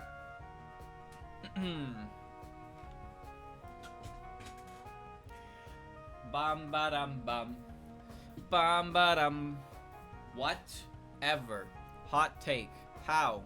Take. Hold on. Kinda cooking. Modern hot take. Tahi. Tahi. I'll give you this take. This is a hot take, chat. I don't really understand what this is trying to say, but I've also seen people call Aya a grifter. So, anybody who says shit like that, I usually don't bother listening to because they don't have anything of value to actually say. But Aya's a pretty funny lady who goes Aya ya and take picture. So that's pretty good. That's pretty good, man. It's pretty good. It's all I need. I don't know what the caricature of modern media systems ever means, but whatever. Oh no. There's way too much J-pop / pop in Touhou circles, man. It almost feels, I don't know, generic. I don't want to say sloop because it's not like it's not quality. I need some rave, trance, D&B, anything underground, please. Chat member, you can't say that J-pop slop and then ask for those genres. You can't say that on my stream. You can't say that on my stream. Please be bait. Yes, Japan does Japan music. Get out, man. They're gonna make J-pop music. What about the Bang Bang song? That's German, isn't it? A Japanese franchise has a lot of J-pop. Shut up. Stop noticing. I think that's a hot take. You're correct. That is a hot take. I hate all of those genres that this guy listed as what he wants, because they all sound like shit to me. Meanwhile, J-pop and pop is fun and I like it. So that's okay. We can be different. You can live in your alley and I'll live in my alley. Alright.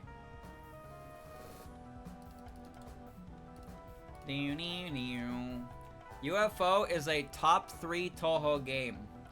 Fuck off. Are you mad? Why are you mad? I told you you're not supposed to get mad. You're supposed to be calm. Calm, calm, calm, calm. Take a drink. Take a drink and chill. Chill. Hot take, didn't say best. Okay, and calm. Byakurin take. That's bait.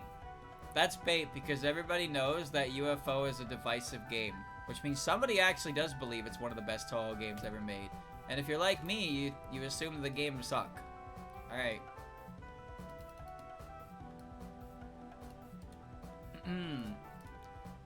I like seeing these ones. Genso Wander is genuine ass. Traps that you can't see can fuck up your run out of nowhere. Your player level resets, so you gotta grind your weapon. Your weapon doesn't reset, but can be destroyed thanks to BS traps and enemy activity. You gotta go through 30 plus floors without a death at the start. I imagine it gets worse from there. You didn't even finish the first dungeon. And Pandemonium rooms are pretty much a bona fide run killer if you're not over leveled. This is 90% a skill issue, but I'm still peeved, damn it. No, chat member, it's actually like a 5% skill issue. You're right, though. The game is fucking ass. This feels personal. Well, apparently they didn't beat the first dungeon. I bet this was a Steam review. The story funny, that's true. Saves coming is literally a mechanic, so it balances out. Depends. Saves coming doesn't re-roll the floor you're on. If you roll a floor in a situation where you can't get out of it, you're fucked. So you can't saves come everything. You saves come a lot, though. This is a hot take, chat. So, the first time I played Genso Wander, I didn't play Reloaded. I played Genso Wander on the PlayStation 4 that came with double focus. And I played it for about 3 hours. In those 3-ish hours, I was struggling to get through the Pandemonium Tower. I finally got in the Pandemonium Tower with some equipment that was decent, and I was making good headway. And then I ran into Byakurin in a room that was like 6 by 18. And she was on the other side of the room. And she teleported to me, hit me 3 times, and then teleported back to where she was. And then she did it again and killed me, and then I uninstalled the game. And I was like, this is the worst fucking game I ever played. And I think that there are too many aspects of Genso Wanderer that are genuinely awful. I don't care if they're luck-based aspects, but putting all of your stock in a weapon and then having things in the game possibly destroy your weapon and undo all of your progress towards it is fucking asinine. Stupid ass design.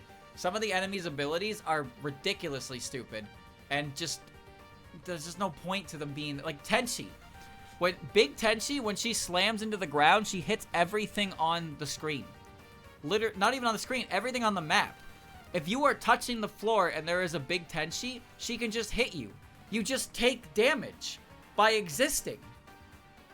If you are in a room with Flandre and there is an item on the ground, she will immediately destroy the item and do 1,000 damage to you. And that's just it. You're just dead. You're just fucking dead. That's just how it goes. So, like, if you load into a pandemonium in the middle of it, and you have no item for it, you're dead. You're just dead. That's it. But so, even if you do have an item for it, sometimes the enemies just hit you anyway. Like I said, if you get Flandre and there's an item in the room, and guess what? There will be in a pandemonium, because they're full of items, she will fucking kill everything in the room, including you. And there's no reviver seeds in that game. You have revives, but they don't work for you. Or they do, but they can be dispelled, because of course they can. But it's a specific item you have to cast, it doesn't automatically work. Anyway, this person is correct. This Genso Wander is kind of an ass game. But it looks good, and it has good music, and it has a fun story. But yeah, actually playing the game is fucking pretty torturous. However, I will say the game gets better after the first dungeon, but the bosses all suck. Every boss sucks because they pretty much expect you to spam invincibility potions, because there's no fairness in the boss fight at all. You spam invincibility potions and then you beat them up without getting hit, because bosses can dispel shit. And if you cast the revive on yourself, pretty much every boss in the game can dispel it. So you'd have to keep wasting turns casting revive that just gets dispelled anyway. So, yeah. Yeah. It's, bosses are the worst part of that game, for sure. They are not well designed. And I remember when I was playing it, and I was like, wow, this boss is shit. And someone was like, just spam invincibility potions, limao. It's like, if that's the design philosophy for every single boss, then why did you even bother designing a fucking boss? If your intended method is become invincible so the boss can't hit you, then why did you design a boss at all? There's no point to it. There's no gimmick. It's just farm a rare item and spam it until eventually you beat over the boss. That's not even a fight anymore. There's no skill. There's literally no skill. If fairies were actually intelligent, they could probably team up and defeat almost anyone against Sakuya due to their ability to respawn any amount of times after death. They can tire the enemy out with their sheer numbers and determination. This guy kind of spitting, actually. This guy's kind of correct. Cringe and fairy pill. First of all, how dare you call it cringe to believe that fairies could win? If you could throw a fairy at somebody every day, literally every day you throw fairies at them until they eventually just succumb to exhaustion, a fairy would win. Crazy, right? Anyway, that's a hot take, but it's a true take. Now, the worst boss in the game, I think, for me, was when I got to the end of Marisa. I got to the end of the Marisa expansion, and I had to fight the Flan Tree. And the Flan Tree was just like, oh, you didn't bring the right equipment to deal with me? Well, I guess you lose, and you're gonna have to go through all those floors again to get back here. It was a really bad boss fight. Really bad boss fight.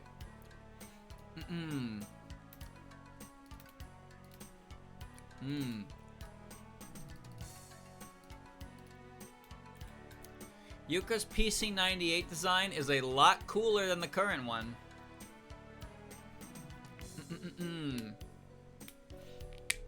Ow. I like them both. Hot take. I gotta sneeze. Short hair versus long hair, I'm guessing hot take. Hot take, but not really. Yes, long hair, one eye is cooler. Pants. The main outfit or the pajamas? I'm assuming they mean the main outfit. I think they're both fine. I like long hair more than short hair, personally. But, yeah, I think they're both fine.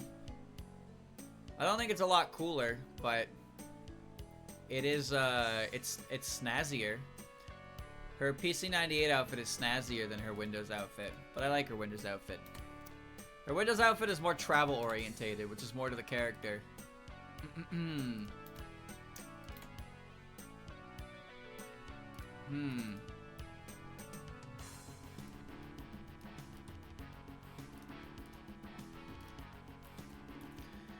New Touhou games are no longer required to sustain the Touhou fandom. Pretty much each next game released after UFO had progressively less and less impact on the community. At this point, it would not be a big loss if Zun stopped making games. The new characters never get as much attention anyway, and aren't necessary for the fandom to keep loving the game for many more years.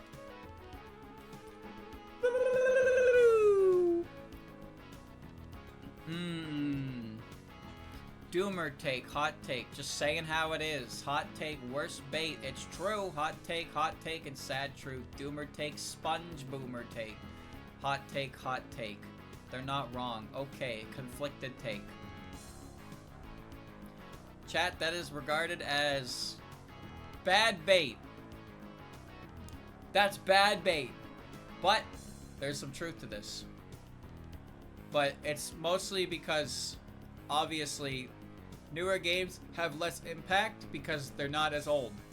It's actually pretty obvious, I think. Pretty straightforward situation there. They are right, the newer characters don't get as much attention.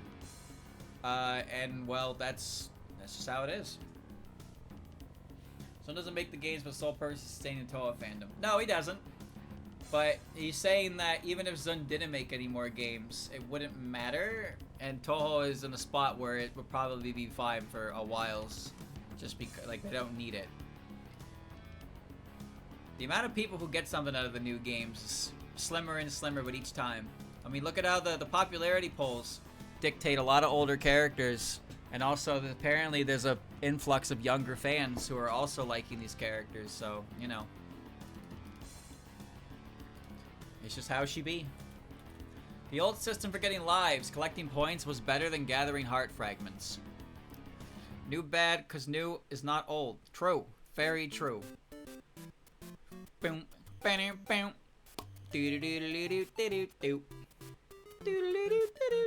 Cold take, streamer take, truth nuke. This isn't a streamer take. Hot take kind of true. Why not both? Well, because score gives you a whole life, and life pieces give you fractions of a life. We saw this take before, I think, not a hot take. No, that's the one said before said the life fragments were bad, but this one is saying that the collecting point one was better. And that's a hot take, but that's actually correct. The old system for getting lives, for being points, was better on virtue of that you could kind of tell where you were getting lives based on point thresholds, instead of fucking stupid ass fragments. I hate collecting fragments. I hate collecting fragments because if you fuck up and miss one, you feel like an asshole, and if you get killed trying to grab one, well, there goes your whole life sport. If it's score based, you don't even have to think that hard. Like when you're chasing life pieces versus just playing the game, really is what it is. Now, obviously, a good player can do both, but the way I see it, when you're doing score-based life pieces, when you're doing score-based lives, they just happen naturally when you're playing the game. You don't have to concern yourself about them.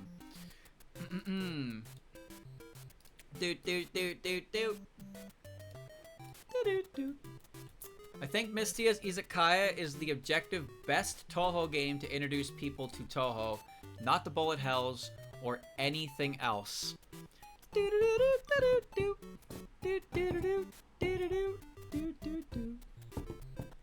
Cold ass take, bad bait, and bait. Sure, I goose. Bait depends on what people like. Actual truth nuke, but really, Antarctic ass take, non-gamer take, bait, freezer take. Actually, it's Fantasy Maiden Wars now. I actually believe that Fantasy Maiden Wars is one of the best games for introducing a lot of the most notable cast of Touhou. because it presents them in their charming, fun ways, but actually does treat them as real characters and slowly introduces more plot points relative to the actual plots of the games and more characterization for the characters. Fantasy Maiden Wars is a very fucking good game. Anyway, this is a hot take. I actually kind of agree. Mystia's game is very chill. It's not really too difficult, except for that one Redditor who had a difficulty with it. And I think that the way it introduces Touhou characters is also pretty fine. I don't think it tries too hard to go crazy with it. DLC not included, because the DLC be making shit up. But base game wise, I like the character writing, and I think it's fun to see them talk to Mystia and get to know Mystia. I think it's a good introduction to a character on a general. And again, it doesn't really focus on tropes, which is a big thing. You'll notice a lot of fandom stuff will devolve into just tropes. So actually having fleshed out characterization for characters can be hard depending on the game. But Mystia's Izakaya does a good job at what it's got. But Fantasy Maiden Wars, I think Fantasy Maiden Wars is the best game to play. Cause for characterization wise, because it does such a good job with the characters it's handling. It does such a good job with the characters. Alright.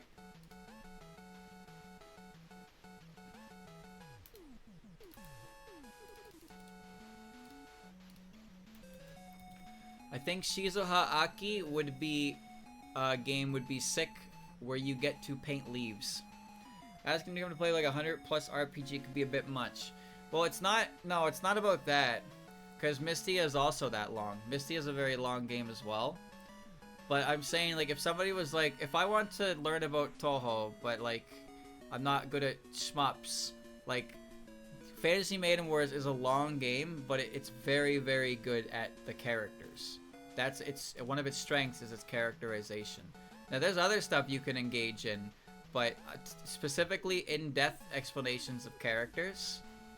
In-depth explanations of characters and presented in like actual interactions they have and not just like text you're reading is what makes it so strong. The characters really feel alive because they grow as characters with other characters in the universe. You're not just reading on a book like, this is how this character is, this is how they interact with others. You can actually see how the characters are interacting with others, which is really cool. Anyway, this is bait chat. So whoever wrote this doesn't think this is cool. They just wanted you to agree so you could get mad about it.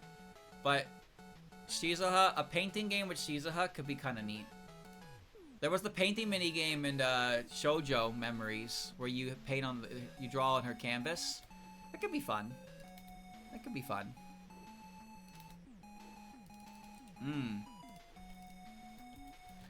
Kasen having more porn art of her than regular art is sad. Well, chat member, let me just say this. Be the change you want to see. You just need to pump out so much Kasen art that you take the 51% back. Be the change you want to be. Is that even true? Yes.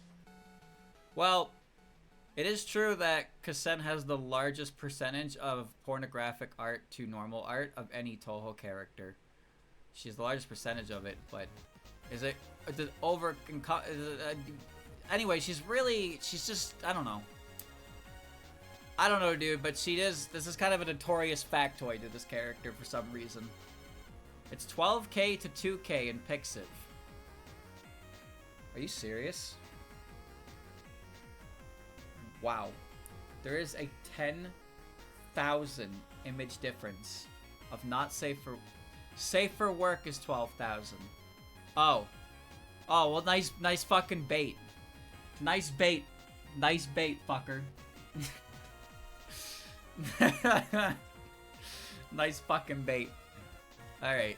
Well, okay. So again, it's not that Kasen has more pornographic art than regular art, it's that proportionately to the amount of art that she has like the highest percentage of pornographic art to other characters. That's what it is.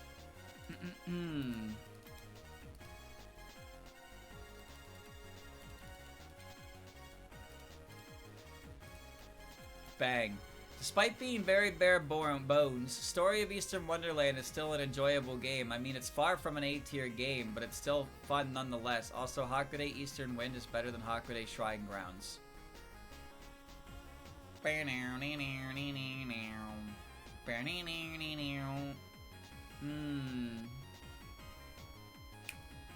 No, it isn't. Bullshit bait. Bait. This fucking guy take. Calling Story of Eastern Wonderland far from an A-tier game? I don't know, dude. I mean, that's like calling the dumpster out back far from a meal. Like, dude, it's very far from a meal. It's the farthest thing you could really imagine from a meal. Is this 2? Yes, Story of Eastern Wonderland is the second game. Fumaroku. It's a bad game. Nope. Shit game. Fun nonetheless. Play better games. Fuck you. This is a hot take, by the way. Alright, chat. Alright. Ready? Here comes our last 2. We're gonna do 2 more and then I'm out of here. I dislike the Mary-Yukari connection theory because Mary is based and awesome and Yukari is bad and stinky. Uh-huh. Meow meow.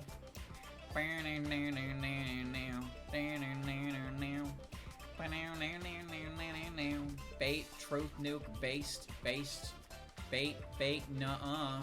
Based, also base, prob, bait, Renko take, bait, Yukari not stinky. Yukari very stinky. Well, this is a hot take, chat.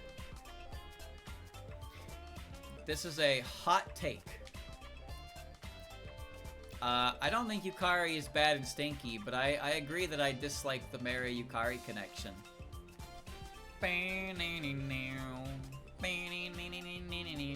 Yukari be kind of stinky. Yeah, I mean, maybe. Yeah, she doesn't smell very good. She smells like rotten corpses, I'm sure. Alright. I see a lot more complaining about bad Touhou fans than actual bad Touhou fans. Nobody tell this guy why this is the case. Truth nuke. True. That's just how the internet be. Literally. True, true, and true. This guy has never logged on to Reddit in his life. It's better this way. So true, so true. So true, hot take. But do you know why this isn't actual stream content? That's true, because I'm a bad Touhou fan. It's better this way. Living in ignorance. Bum bum bum bum bum bum bum bum. Just because you don't see it doesn't mean it's not happening. I would like you to remember that key fact of life. Just because you don't see it doesn't mean it's not happening. If you're at a place where you don't see it, that's good. That's good. If this is something you can confidently say, it means you're somewhere where you're happy. I suggest you keep it that way, or I'll hunt you down. Alright. Chat. 282. We did it. We got through 282.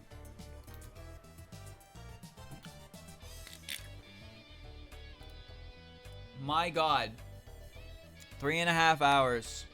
That's pretty good. How much is left? There's 730 total submissions. So we're just shy of 300. So we're a little ways from about halfway there. So there's still plenty of streams left.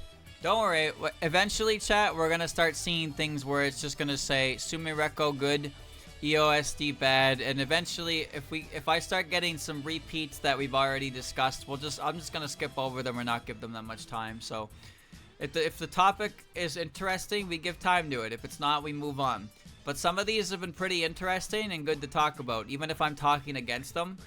there's still an interesting point of conversation. But sometimes people post things in here that I actually agree with, and even fewer times they post things that actually convince me that what they're saying is not wrong. So that's pretty cool. But for the most part, you're all wrong and you're all dumb, and that's why I'm the streamer and you're the chat member, because my take good and your take bad.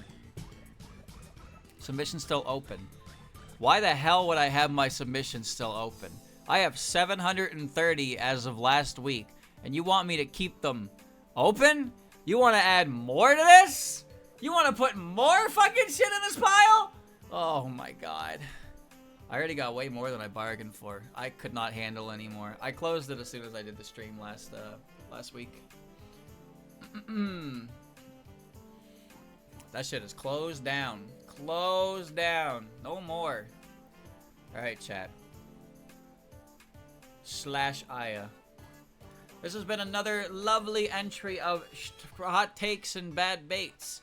Now your comments can be, streamer, I didn't watch all this. Is my take here? Did he get mad? I hope he got mad. And someone will reply, I don't know, what was your take? He might have got mad, LOL, IDK. And that's about how that'll go.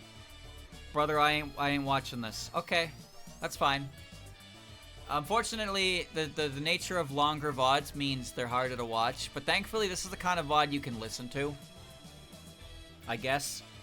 But ultimately, the stream happens and the VOD happens, and that's just kind of how it is. You can't keep up with everything, unfortunately.